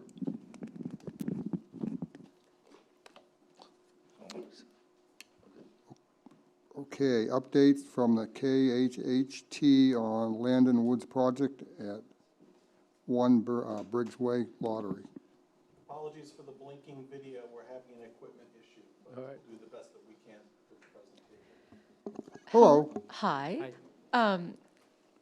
So you do have a PowerPoint presentation behind you, and apparently it might blink in and out, but, oh, and it's to your right, your side here as well. That might be more comfortable for you. So I'm Larissa Crockett. I'm the Executive Director of the Kennebunkport Heritage Housing Trust, and as promised, I'm here to give you an update on where we are with our Land and Woods project. So before we get into Land and Woods, though, I do want to give an update as well on our One Briggs Way lottery that we are doing. I came here about a month ago to let you know that we were in a position where we were helping a existing homeowner find an income qualified buyer, and that process has been going well. It's been really great to get to practice this lottery system that we're implementing for Land and Woods on the one home at Heritage Woods as well. So we have had great interest. We've had almost 3,000 hits on our Facebook page about this process. We've had almost 2,000 hits to our website on the page regarding Land and Woods. Really, we're fortunate to have great news coverage both through Channel 8 and Channel 13 to help spread that word, as well as partnering with York County Community Action Corporation to spread the word to all of their home ownership class attendance as well. So pleased to see the news getting out there and the information being spread, and excited by the applicants that we've had coming in. Yes? Larissa, I just have a quick question just for understanding. So how does this work? So when they go to sell their property, so I just heard that you guys, in a very nice way, you're bringing the applicants in. Is there a specified, because it can't be market rate, so is there a specified amount that they can make year over year? Yes, we have a maximum. Yep. When they sign their land lease with us, they agree to a maximum price formula that is put into their lease, and that we use to calculate what that sales price maximum can be. Okay. So this home is being sold at $326,094. It is a 3-bedroom, 2.5 bath, 1,700 square foot home, and so well under market rate. It is being capped to a home buyer that is at 120% area median income, and for reference, that for a family of 4 right now, it is about $117,000, so as an annual income. So that's the kind of the demographic that we're looking for. We have done out our work on mortgage, with current mortgage rates. We believe that a household will need to earn $88,000 a year minimum in order to qualify for a mortgage on this home, with a average down payment and commercial mortgage that we're using in our calculations. So it gives us kind of a band, right, of households that are earning between that 88 and 117. And looking forward to having that lottery 2 weeks from tonight, actually, on the 27th of June, in honor of a very special someone's birthday, I believe. So that process is going well. And why I wanted to talk about that first is that this process of helping a homeowner find a buyer, continuing the permanent affordability of these homes at Heritage Woods, it shows that this program works. We created houses, we used generous donations from individual donors, foundations, state support, and we created housing that is going to continue to serve Kennebunkport for as long as those homes are standing, in a way that brings in folks that work in our community, volunteer in our community, and are part of our community year-round. We love our seasonal residents. They're an important part of our community here, but we really do need people like yourselves that are serving on this board that live here year-round and can do these jobs for us as well. So let's talk about Land and Woods, because this is the next neighborhood that we're bringing to you guys, and I'm pretty pleased about it. You'll see in the background of all of these slides photos of these actual woods, and I just wanted to include them there because these are a beautiful piece of woods, and we're excited to have a neighborhood there. Green cut envelope all the way, wanting to make sure that we're preserving as much of that land as possible. So Land and Woods is another neighborhood that is going to be attainable homes for working families and seniors. Dave, hit me. Here we go. So here's the neighborhood, and I've heard that this microphone detaches, and so if I can, if I can go to the screen and Vanna White this, that would be great. Okay, I'm not nearly as Vanna White-ish as Vanna White, but you'll just bear with me. Okay, so you can see along the top here we have Beechwood Avenue, and just to It'll come back. just to orient us to where we are. So if you were at Rotary Park at Beechwood, that's down here, and this neighborhood is about 2/10 of a neighborhood up the street on your right if you had Rotary Park at Beechwood on your right as well. Okay, just so everyone knows where we are.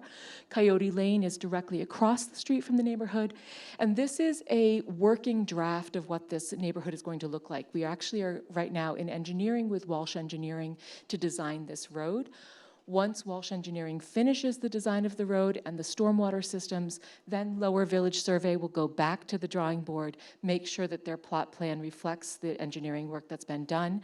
And then Patco, who we've contracted with to build these homes, after an RFP process to make sure we're finding the most cost-effective way to build this neighborhood, will come in and site the homes. So if I can have the screen up for just a second here, you'll see we've got one parcel up the top here, second parcel, a third parcel, the mandatory open space through the zoning ordinances, because we, just as a reminder to everyone, we follow all the same zoning ordinances that every other developer in town does, okay?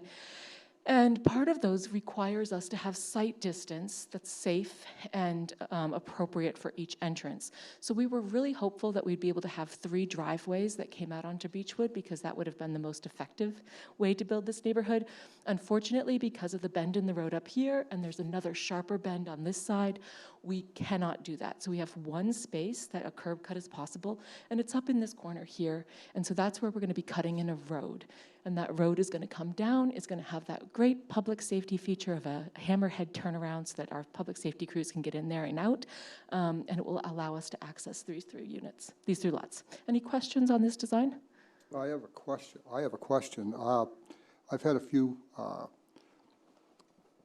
I'd say more than a few, maybe 7 or 8 people come to me and ask me, are you going to be able to sell the land with the house instead of leasing the land for 90 years or 99 years? Yep, so that is entirely dependent on whether or not we secure main housing funding. So if we secure main housing funding through their affordable homeownership program that was just refilled, that pot of money was just refilled by the legislature, then we will be selling the land with the houses. Because main housing will prohibit us from using a land lease with duplexes, and this neighborhood is entirely made of duplexes. If we are not able to secure main housing funding, then that is a conversation that will need to be held at the KHHT board level, and we certainly will keep you apprised of how that conversation is going. Because I think it's very important to do that, to be able to go ahead and let the people that buy the house own the land. I think that's a very important thing to do, instead of leasing the land. Thank But you. that's just my opinion. Noted. So, Larissa, there's 16 houses? 6. Oh, 6. So 6 duplexes. 3 duplexes, 6 total units. So this is in the free enterprise zone, and that zone requires 1-acre lots, okay? And again, we have to follow all the same zoning. So each of these lots is 1 acre, and the free enterprise zone allows a maximum density of a 2-family dwelling, a duplex, on each 1-acre lot. So we are going to maximize that density because this road is about $150,000. And we're going to want to make sure that we are making it access as many homes as possible. So are the home locations on this map right now? They are not. They will Okay. be cited by Patco, but I can share with you. Oh, Well, that's I can. On this front lot, we're going to be having the house facing the road, and we'll look at the front elevations in a moment to see why we're so excited about that option. And then we'll really work with Patco and the engineers to figure out where it's best to site the other 2 homes down into this neighborhood. We don't think that people on Beechwood will really be able to see the other 2 homes very clearly. Again, we're going to green envelope cut, want to leave that tree density every place that we can. So Okay. how wide is that piece of property? Yeah, that piece of property is, I believe, 308 or 338, I can't remember which one, feet wide, which is why we were hopeful that we could cut in 3 driveways, because we would have had the width for each lot to have 3 lots along that road based on zoning. But again, safety first, and the curb cut can only happen in one place. In how many acres? It's 4.73, I believe. Oh, that's great. Yep. Yeah. Yep, That's okay. all the questions I had. How about Any other board? questions about the design of the plots? You wait to see, more to show you. Okay, next slide, please. Oh. Okay, so let's talk about the houses. We just don't need to look at those if you don't want to. So each duplex is going to be made of 2 separate homes, one single-story home and one 2-story home. The houses are really modest. This single-story home is a 978 square foot, 2-bedroom, 1-bath, a kitchen, living, dining area with a full-height, unfinished basement underneath that home. And this 2-story home is a 3-bedroom, 1 full family bath on the 2nd floor with a half bath off the primary bedroom and a half bath on the main floor, also with a full height basement underneath that home. And we really, and it's 1,377 square feet. We think that these single-story homes are going to be really perfect for 1 to 3 people, and that the 2-story homes we really think will be great for households of 3 or more people. And where this will become important is we will do a lottery process to determine who has the opportunity to purchase these homes. We've cleared with legal that we are able to do our lottery process, and when somebody pulls up in the lottery, okay, so let's say my family was in the lottery and we pulled up. So we're a household of 5 people. So we would, as KHHT, offer that family of 5 one of the 2-story homes. If, however, my sister, who's now an empty nester, were to be the person that was pulled up in this lottery, and no one, of course, connected with KHHT can enter this lottery, don't want to start false narratives, she is a household of 2, and so we would only offer her the opportunity to purchase the single-story home. We are fully committed to Fair Housing Act and all of the protections it provides, so we would never limit the opportunity to purchase a home based on household makeup or household family size or style, but with the opportunity to buy a home, we are allowed to offer based on the household size. And Larissa, there's no, I think we talked about this last time, there's no way to bucket like a senior only. It has to No, be, that would be be fair applicants across the board. Yeah, that would be an age restriction, and that would be in violation of the Fair Housing Act. However, we have gotten confirmation from legal that we can do a local preference lottery. So our intention is to do a lottery for 2 of the homes that is only a pool of applicants that meet a local preference guideline. And that guideline will most likely look like, do you work in Kennebunkport, employed by any employer here in town, be it municipal, private sector, nonprofit sector, doesn't matter. Are they in Kennebunkport and are you employed? Do you currently live in Kennebunkport, or do you have a child enrolled in the RSU 21 school system?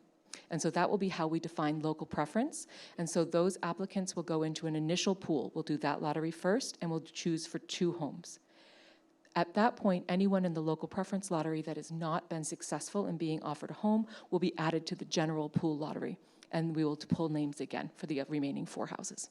And the lottery is exactly what you just said. You literally pull names. We are literally, well, there has been talk about whether we pull names or whether perhaps we use a bingo ball sort of thing. It Yes. is a, We it's are a literally, random choice. There was discussion about whether we should use an digital random number generator to do this, but people felt that there would be some more personal kind of touch to it if we were to do it with a ball spinner and pulling out numbers. So that is what we're going to do. Larissa, are the applicants qualified prior to going into the Oh, lottery? absolutely. So we're not pulling out names and now I'm That number would be 5, right? cruel and Right. unkind. Okay, so they are qualified applicants in the lottery. Yeah, so with the current lottery that we're doing at Heritage Woods, it's a 2-step qualification process. First, applicants have sent us their application that we have created for this, the Heritage Woods House on Briggs Way, with their tax returns and latest 2 pay stubs, and that allows us to income qualify them. Once they get notice from us that they are income qualified, they are required to take a home ownership education course through YCCAC or Avesta or other home ownership education course opportunity, and they are required to get pre-approved for a mortgage. So that way, everyone that's going into the lottery is somebody that we know can actually purchase the house currently at Briggs Way, and for this lottery, the same thing. We don't want to be putting people in a lottery that are not able to purchase the home. Okay, next slide, please. Okay, so this is the front elevation, and we are super psyched about this. And I say that for the entire board. I think the entire board is really excited. So we had put out in our RFP that we wanted a home design that really captured kind of a classic New England aesthetic, a Kennebunkport historical aesthetic, and we think that they came through with flying colors. We seem to be having a few more hiccups.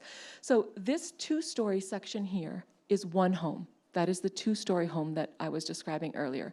And then the L and whatever you would imagine this secondary structure attached to the L to be, forms the single-story home.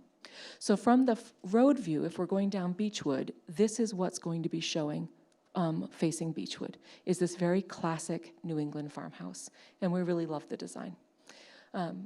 Just to give you a little bit of a tour, here's the front door and entranceway for the two-story home. Here's a nice big window into their living room area.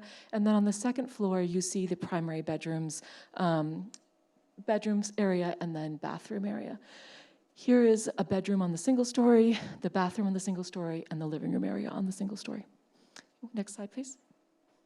So this is the rear elevation. Most people will not see this, but here it is.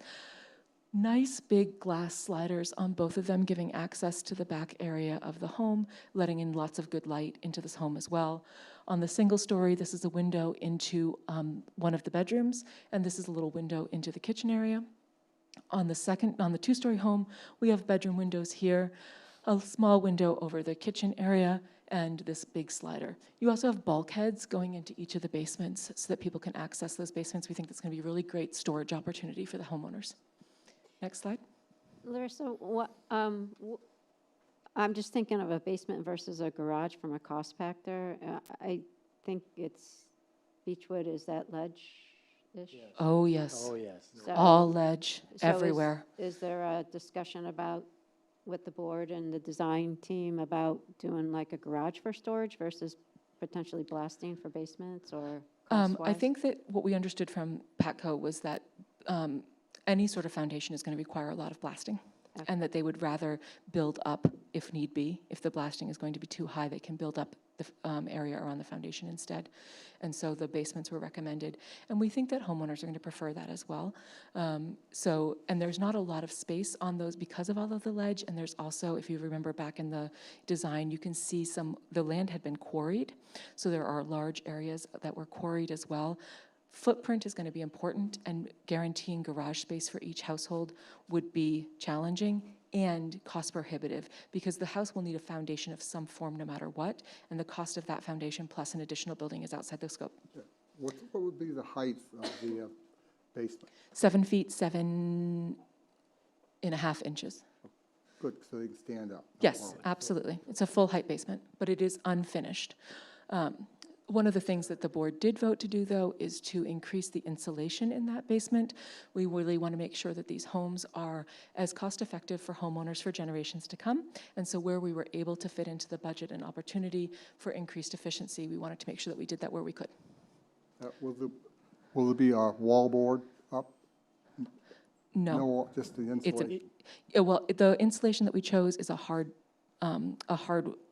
exterior insulation. Oh, okay. So it will not be exposed in any way. All right, thank you. Can I just, not to get too architectural, but given that I live on Beechwood and I understand the ledge situation, any look at kind of water issues down there, are these basements going to be flooding like a lot of them do? So the lot is actually quite high in comparison to its neighboring lots, so the water does seem to all be heading away from where we're looking to build, but I think that that's part of the design work the engineering firm is doing right now regarding stormwater and looking at where water will go. We got to get it away from the foundation. Well, or just not in the basement.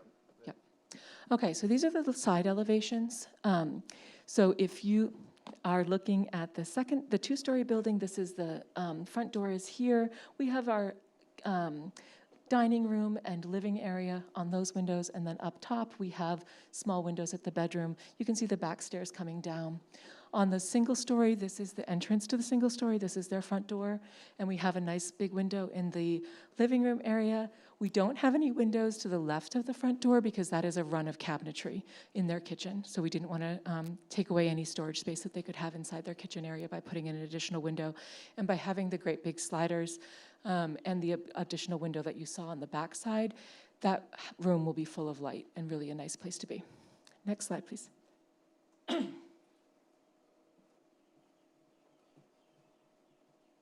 So these are our floor plans. I'm sorry for their kind of skewed nature. That is how they came through from Patco, and I tried rotating them, and my computer was not having it. So this is the single-story home. We have a bedroom, a shared bath, our little laundry area here, The kitchen, dining, and family area is here. Your back entrance is here with that large glass slider. And this is a set of stairs going down to that full basement. On the two-story home, we have our entranceway here into a little foyer with a closet, the half bath, our kitchen that leads into our dining, that leads into our living room. Really a nice flow for a household of, 3 to 5 people. We think we'll be very comfortable there. And the stairway is stacked, so one set of stairs goes down to the basement and one set of stairs goes upstairs. And this is the second story of the two-story home. This is the primary bedroom with its attached half bath. You have one bedroom here, a family linen, laundry on the same floor as the bedrooms, which I know is a super high priority for myself, and then a full bath to share with the family. Next slide, please. Okay, so where are we in the process? We are currently in engineering, as I mentioned. We've contracted with Walsh Engineering, and I'm actually meeting with them on Monday to look at some preliminary design work that they have going on. Once Walsh has finished their work, like I said, it will go back to Lower Village Survey. They'll finish their plot planning. PATCO will finish their siting of the homes, and we hope to have our planning board packet to the planning board in July and hope to be on their August agenda for our preliminary application. We would love to have planning board final approval in the fall of this year, and as soon as we have that approval, we'll be applying for our growth permits. Because we are the only affordable housing that's happening right now in Kennebunkport, we're not concerned about that growth permit being unavailable. There are 5 in reserve, and each of our units uses 1. So we're pretty good about that. And then we would break ground in late fall of this year. As soon as we begin construction, and as soon as we understand what our funding possibilities look like through Maine Housing, and therefore what the price point of these homes will be, we will start advertising them really aggressively and making sure that everyone that's interested in being part of the lottery process for this neighborhood has the opportunity to do so. We'll hold that housing lottery in late winter or early spring of '25. PATCO has a very aggressive build schedule. They expect it to be no more than 7 months of build, which we are super excited by because that feels great. And these homes will be complete and in the possession of their new owners in late spring of 2025. Next slide, please. So what is this all costing us and what is this going to look like? So in part because of the road that needs to go in, the ledge, and just the general escalation of supply costs, labor costs, et cetera, because even though we are a nonprofit, the local companies that we partner with to make these projects happen are not, and they have the right to earn a living. So these are penciling out at $448,000 per unit to build. That includes all of our soft costs, infrastructure, contingency, and home construction. Because of the ledge, we do have generous blasting allowances in that budget. We also have generous well digging allowances in that budget, and we've put a $200,000 contingency in the budget in case our generous blasting and well drilling was not enough. So we think we've covered our bases. So when it comes to the selling of them, so at Heritage Woods, half of the homes were sold to households that earned no more than 80% of the area median income. And for a reference point, for a household of 4, that's about $79,000 a year. And half of the homes were sold to households that earned no more than 120% of AMI. We are really hopeful that we are going to be able to have a similar split at Land and Woods. In order to sell a home to a household that earns a maximum of 80% AMI, at estimated interest rates of 6.25, based on our hopes for the Fed, we cannot sell that home for more than $270,000. That is a giant step from $448,000 to $270,000. So we are actively pursuing, I'm meeting with Maine Housing on Monday, actively pursuing Maine Housing subsidy for these homes.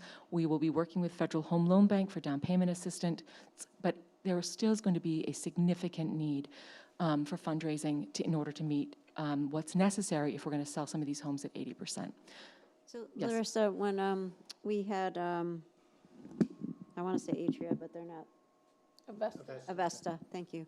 And then we had a couple of people from Maine Financing and stuff. So with all the affordable housing stuff going through the state, is more funding open for you guys to access, or is it? So it's a different pot of money. So Avesta primarily is doing rental housing. And so rental housing right now in the rural rental program receives $180,000 per unit of subsidy for their program. The program for affordable homeownership was refilled, the pot of money. It was empty. It has $10 million that's in there. Maine Housing is currently looking at how they wish that program to be structured moving forward. The most recent iteration was a $70,000 per unit subsidy on each house. So we are hopeful that Maine Housing is going to be raising that subsidy rather significantly to reflect the current building climate and the costs associated with building houses. So it's just different pots of money. There is money at Maine Housing for affordable homeownership. Whether or not the program will be complete and fleshed out and ready for us when we are ready for it is one question, okay? And whether or not this project will be chosen by them. Okay, so it is a competitive process. We think that the project is going to score very high. We've been in constant contact with Maine Housing. They know the project is coming.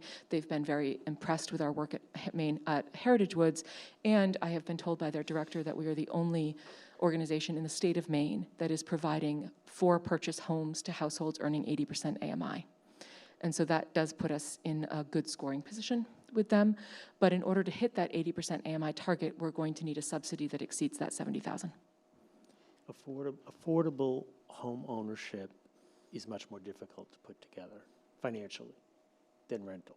There's just not as many programs or dollars available. So to her point, it does take a lot of fundraising or creative ways of dealing with the cost of the construction, cost of the building, and the audience that you're trying to serve. So hopefully we can be as competitive as we can with Maine Housing with home ownership. There's just not as many affordable housing dollar programs available for home ownership, which is what you're trying to encourage. Right. Larissa, has the board, is there a new sort of tipping point, if that's the right thing to say? Like, would the board look at, or would it make sense to look at renting some of these also to get to another pot of money that the state might give you? If the density were different on this property and we could put so in the it's a number of density. units. Okay, So you got it. can't access the Maine Housing rental program without enough units, and this Okay. property does not have the number of Okay, units. so there's layers of how to get into the game. Yep. Okay, thank you. Thanks. Any other questions about funding or costs? And I do think it's really important to understand, these are good houses. We believe that these houses are going to stand for decades upon decades upon decades, and they are starter homes. All of the flooring is vinyl and carpet. The countertops will be laminate. This is a starter home. And so the $448,000 per unit to build, I just want to really help people wrap their head around that. My husband and I built our first house, our second house, starting in 2002. We finished it in 2005. It was a 3,800 square foot, all solid maple floors, it did have laminate countertops. We were not a wealthy household, and we built it ourselves, so that matters. But it cost us about $230,000 to build. This house of 978 square feet or 1,300 square feet is averaging out at $448 per home to build, just 20 years later. The prices have gone way high, and even though these are good, solid homes, they're going to continue to serve this community. Like I said, over 100 years, this house is going to be here. I want people to just hear, we have not put in Corian countertops and gold plate. This is a modest starter home, and we're still hitting these figures. We have done our best by using an RFP process, really trying to be competitive in how do we get this price to a place where we can work with, and this is the best price that we could work out. I have one last question. Yes. I won't ask any more, but I just have some every time you show up. Well, hold on. Next slide, because I think it will feel really appropriate. This is the question I have is how does this work in terms of homeowners does the trust, to your point, do they update the siding after 20 years, or is it that fall onto the homeowner? That falls onto the homeowner. Okay. So whether it is through a land lease or whether it is through covenants, there will be an expectation that the homeowner maintain the home in saleable and usable condition. So roofs and everything? Is on them. Okay. I think that other housing trusts, similar to ours, get to a place in their lifespan where they are able to have enough of either an endowment or a separate capital campaign that provides what's called a stewardship fund, so that if a householder is having a real challenge fixing a roof that has had a problem or so forth, then the trust may be able to step in and help subsidize that. We are not in that position yet, but we Got can it. certainly dream of being there in the future. Thank you. Yep. Any other questions? Okay. No, I think it's great. Thank All right, you. thank you. very much. Yep, thank you. That's good. That was very thorough. Item 16, award the photocopier contract. You want to do this? Thank you. Thank you. Wow, a lot of tall people. Snap it. Yeah, there you go. Don't push it, snap it. Okay, either way. I'm doing good. Hello, everyone. Yanina Nicholas, Director of Support Services. So every 5 or so years, we are going out for, we're pushing a bid for our copier machines.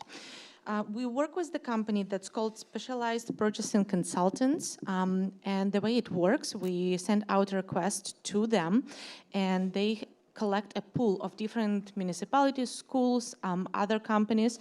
They collect a large pool of bidders, and they put all of us together, and they push out notification to different companies requesting their prices for copiers and variety of machines of this kind. This way, it saves a lot of money because you have a lot of different people at the same time wanting the same things, so it reduces the cost for it. But also, we have someone who knows what they're looking for. So we worked with this company last time, which was 5 years ago, and we decided to go with them again.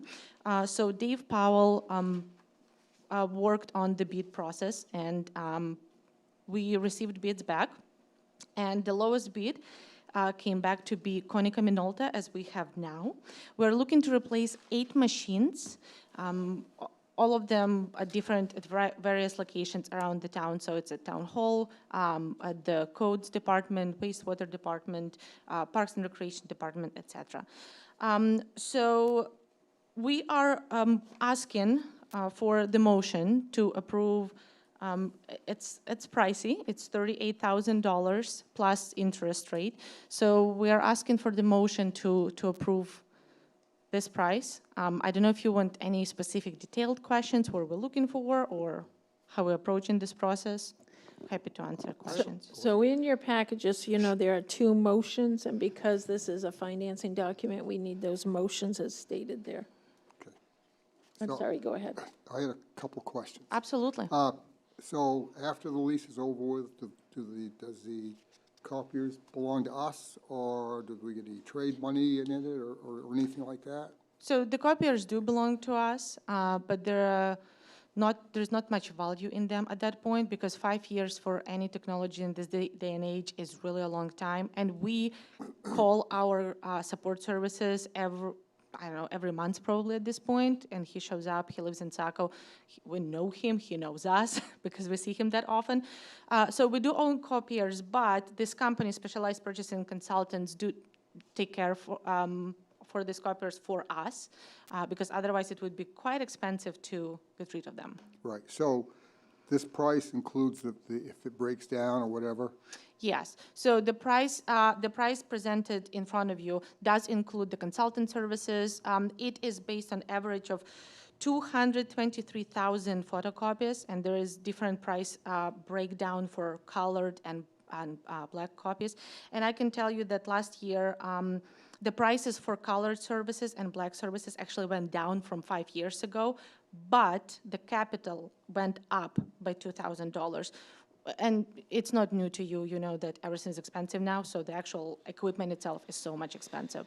But the price does include those services. Thank you. Yeah. All right, I'll make a motion then that the board approves the proposed tax exempt lease with MST Government Leasing LLC for the purpose of refinancing and funding photocopy equipment leases, including consulting fees and related costs of issuance of such leases in the amount not to exceed $38,376.76. That's quite specific. And at an interest rate of $5.94% per year through August 1st, 2028. Second. The first, a second, any more discussion? Hearing none? 5-0. Now you have another. Now, can I just go and read this, or do we have to discuss this further? Can I just go ahead and read the next motion? Sure. So then I also move that the board authorize the town manager to execute and deliver a tax-exempt lease to MST Government Leasing LLC on such terms and conditions discussed and provided to the board, and to execute and deliver any such documents required to execute the contract with Specialized Purchasing Consultants, Inc. Second. I have a first and second. Any more discussion? All in favor? 5-0. Thank you very much. Thank you. Town Hall Committee update. Yes, so in packets and posted on the website is the meeting notes from the last Town Hall Committee meeting that we had. I'm just going to give a brief run-through of them for information purposes. So one thing that the committee's been working on is FAQs, some answers really about the questions that came up from residents in regarding to why the need for the new town hall and what options have been considered. So those are being reviewed now by the team and will be going out to the public. We also, Owens, one of the consultants, reviewed with the committee that they did their first review of the fire station. And we know that, we've talked about this in the past, that we're looking at the fire station basically because of the per diem situation that we may run into in the future. So the consultants did a walkthrough with various experts to look at the electrical, everything regarding the building, and the committee will get that report back from them. That also plays into one of the options if we put the town hall option, to be at this site. So that work is in process. The committee is still reviewing the two sites, the village parcel and the village fire station parcel here.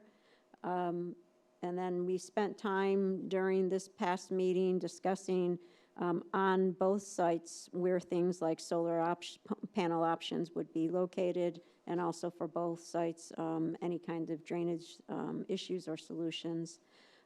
There's going to be there was a deeper review of the design option, and we spoke to you last about the design option that we're looking at is actually a 2-story structure. And so when we do have the public meeting, the public discussion of the options, we'll bring forward why in a little bit more detail. So the actions from this last committee meeting is further of the analysis of the fire station, the building itself, ongoing drainage investigation for both sites, and then update the plan with door placement, roof slopes, and front entrance and other details. The committee spent a lot of time looking through what Mike, the architect, had drawn through just for walkthrough flow for different types of things like voting, and then just the use of the public and where doors should be located and best use things. So we're going to be having another meeting at the end of last week in June, and then the committee will be discussing when we bring forward the status of where we are to get some feedback early on in the process from the public and the board. So has there been any talk about expansion in the future for having extra land that's adjacent to it? Yeah, so both sites show capability for expansion. And it was interesting that the site here actually has capability of expansion too. And another thing that's in the notes, if people read that are on the in the packet here, is that the committee did ask Owens and Mike, the architect, was there a preference from their point of view? And Owen had made the comment that this site, the firehouse site, might have a lower cost of build for infrastructure. But we are not talking about cost yet. That's just a, off the top of his head type of view. So I think those are the good discussions that are going on, and I think that's why we're looking to engage the public now before we go any further to say this is where we are. One question, what or how many parking places do you plan on taking away? Oh, so when you go through, we're actually looking at expansion of the parking for the town. It'll be very clear. We're not talking about taking away parking from the town, from the public. And so I think Owen and Mike, you'll be very pleased they're using the land wisely. And looked at different options. They've been, I think the committee's been very pleased with ideas and suggestions that they've been brought. But again, both sites, when we bring them forward, they're going to bring ideas and show how the buildings are positioned, show a general feel of architect type of style, and just literally it's not going to be a presentation of here's what it is. It's going to be here are things that we're looking at. Let's hear you. Yeah, I just want you to know that we as a business community fought very hard for that parking lot, and I would not want to see any parking taken away. No. Okay. Yep. Thank you. You're welcome. Thank you. 18, consider Goose Rocks Beach Advisory Committee's request for $1,000 expenditure on trash and recycling education at the beach. Now I know why you're here. And thank you, Kate, for remaining through this very long meeting.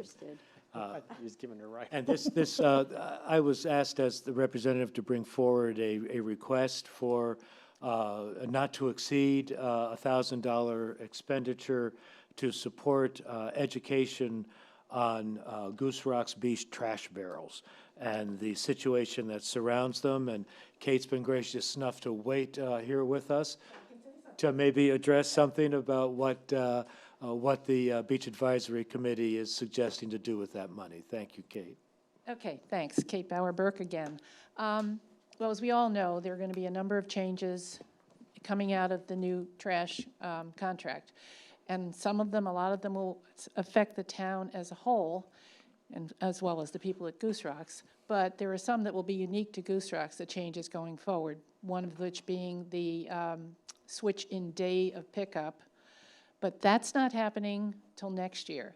What we've got for this summer is a chance to educate people about the fact that these changes will be coming. And particularly the one we're focusing on right now is the trash barrel issue. We have 8 trash barrels, town-owned trash barrels, at the east end entrances. There is there's not at this point any trash barrel, town-owned trash barrel at the west end. And what we have found for time immemorial is, even though these trash barrels are emptied every day, pretty much during the summer season, there are a lot of people who leave trash alongside the trash barrels, either because it's too big, it's too full, or because the item they want to dispose of doesn't fit, like a broken beach chair or something like that. An umbrella. An umbrella, exactly. So what we're working on this summer, because as we go forward to next summer, obviously with a robot arm pickup, we won't have the extra person on the truck now who does not only lift the trash barrel and empty it, but actually picks up the trash that's left around. We won't have that luxury next year, so we have to try and educate people this summer to say, it's got to work, folks. You got to put it in the barrel. And that's what we're focusing on. We asked for some money, and the committee suggested up to $1,000. We're not anywhere close to that at this point, because our plans for this summer, with Fred Stafford's help, we've designed some wonderful stickers that will be put on the trash barrels themselves. They're very eye-catching, and they basically say, put it in the bin, nothing on the ground. We're hoping that people will get the idea and will go forward, and we will see from this, I know, you're looking like, yeah, right. We hope that people will actually do that. If we find that that does not work, and we'll have to decide over the winter what to do about next summer. part of the other thing we're designing is a flyer which incorporates the very colorful sticker and what it's saying, but also has some additional verbiage. I didn't bring it with me, but basically kind of saying, guys, if this doesn't work, there may not be trash barrels next summer. It may go to carry in, carry home. So we plan to distribute those. The bigger expense so far, we're working with Snowman Group, I love the name of it, that the town uses for designing signage, and they're going to produce these for us. The stickers, which have to be maybe a teeny bit more expensive because of the nature of the composite materials that the trash barrels are made of. We need to have an extra sticky stickers or backing. So Fred's been working with them. We've got the design all set. I believe the price for the 30 stickers we want to have some in case they fall off. And we're putting them on, not just on the top, but around the circle of the bins, is somewhere, I think, around $200. And designing the flyers will be things to be put on the bulletin boards and post places and give to the realtors and figure out how to get it out to short-term rental properties owned. So we'll be talking hopefully to the town again about how we operate that. In addition, the August BAC meeting, which is usually held at the fire station, the July and August ones, is going to focus on this whole issue too. You might want to work with the town office too. Yeah. Because everybody at Goose Rock Beach, even though it's unlimited, has to have a permit. Right. And so when they get the permit, maybe you, a letterhead or something goes out explaining it to, So the Airbnb people also have to go through getting a short-term rental? If people are going to use Airbnb Yes. or VRBO, they still have to have the short-term rental. rental. People People who are renting short-term Right, yeah. need to go through the codes and planning office, Okay. yes. So that's what we're here, and that's what we're asking for. The committee, when they suggested the recommendation of up to 1,000, because we didn't know exactly, what the education process would involve over the course of the summer, particularly into the fall and winter. Thank you. And good luck with it. I'd like to make a motion that the board approve an expenditure not to exceed $1,000 for trash and recycling education. I'll second. I have a first and second. Any more discussion? All in favor? good luck. Thank you. Good luck, Kate. Thank you, Kate. Have a good night. Accept a $5,000 donation from the Tommy McNamara Charitable Foundation for the Recreation Scholarship Fund. So moved. Second with gratitude. Amen. I have a first and a second. All in favor? They're voting without you. Yeah, I know. I don't blame them. I'm slow and old. It's okay. No, we're just tired. That was a great gift. Wow. Yeah. Yeah, that's a lovely. Very nice. Yeah, Troy. Yeah. Item 20, accept the following donations to the general nurses account. $50 from an anonymous donor. B, $50 from another anonymous donor. $200 from another anonymous donor, and $1,500 from Mary Ellen Crow. So moved. Second. First and second, all in favor? Gratefully, thank you. With a great amount of thanks, yeah. Thank you. Other business, David. I don't have any other business right now, but I will sometime. Please don't. Mary Beth? Don't stress. Yeah, really. Mary Ellen? No, Sheila's giving me the eye. John? None for me, thank you. I'm good. Nope, I'm all set. I know you might have some. I have some. First, I'm going to have Yanina give you an update on the new website. Oh, good. Ooh. Yes, it's exciting. Yeah. So good news, we have a new website and it's up and running, but only internally for now. Currently, Hope and I are meeting with admins and department directors to discuss their web pages, to discuss their strategic plan, what information they want to put on the website, etc. But our bigger plan is to launch the website on June 25th. So it's right behind the corner. It's in a few weeks. We're hoping it's going to be fully out there. The big idea is that once our new website is up, you will not find the old one. It basically kind of replaces the old one. So we will make announcement on the current website, but I want to make sure it's clear. People will have to resubscribe to everything. Yeah. So we cannot just import the list from the current website because the new website has more features. Now you can also receive like text notifications. So when people will be subscribing to this new website, they will be able to choose if they want email, if they want e-notification, or whatever else they want. So they will have to put their email address and their phone number. So this is very important. It's big. We will advertise this. It's going to be out there, but you all will have to know this because I hope you subscribe to the current one. I didn't So see it many is- shakes here. So the date is 6 months before Christmas. That's right. Good job, Lori. So that people Very can- memorable date, yes. Yes, June 25th will be the day for our new website. So. Nice. Excellent, good. Very good. Yes, Thank you. Very Yep, good. congratulations. I hope it's user-friendly for an old man. It's great. All our admins who edited pages, they love it. It's very easy. Compared to the current website, it's day and night. It's wonderful and it's easy. Yeah, I think our residents will find it easy too. And there are a lot of good information there too. You know, it can be a beautiful picture, but the content needs to be there. And we're making it very clear. It helps to make it clear and consistent. Great. So, Thank you. yeah. Thanks. So also, I just wanted to update everyone on the Cape Porpoise Pier project.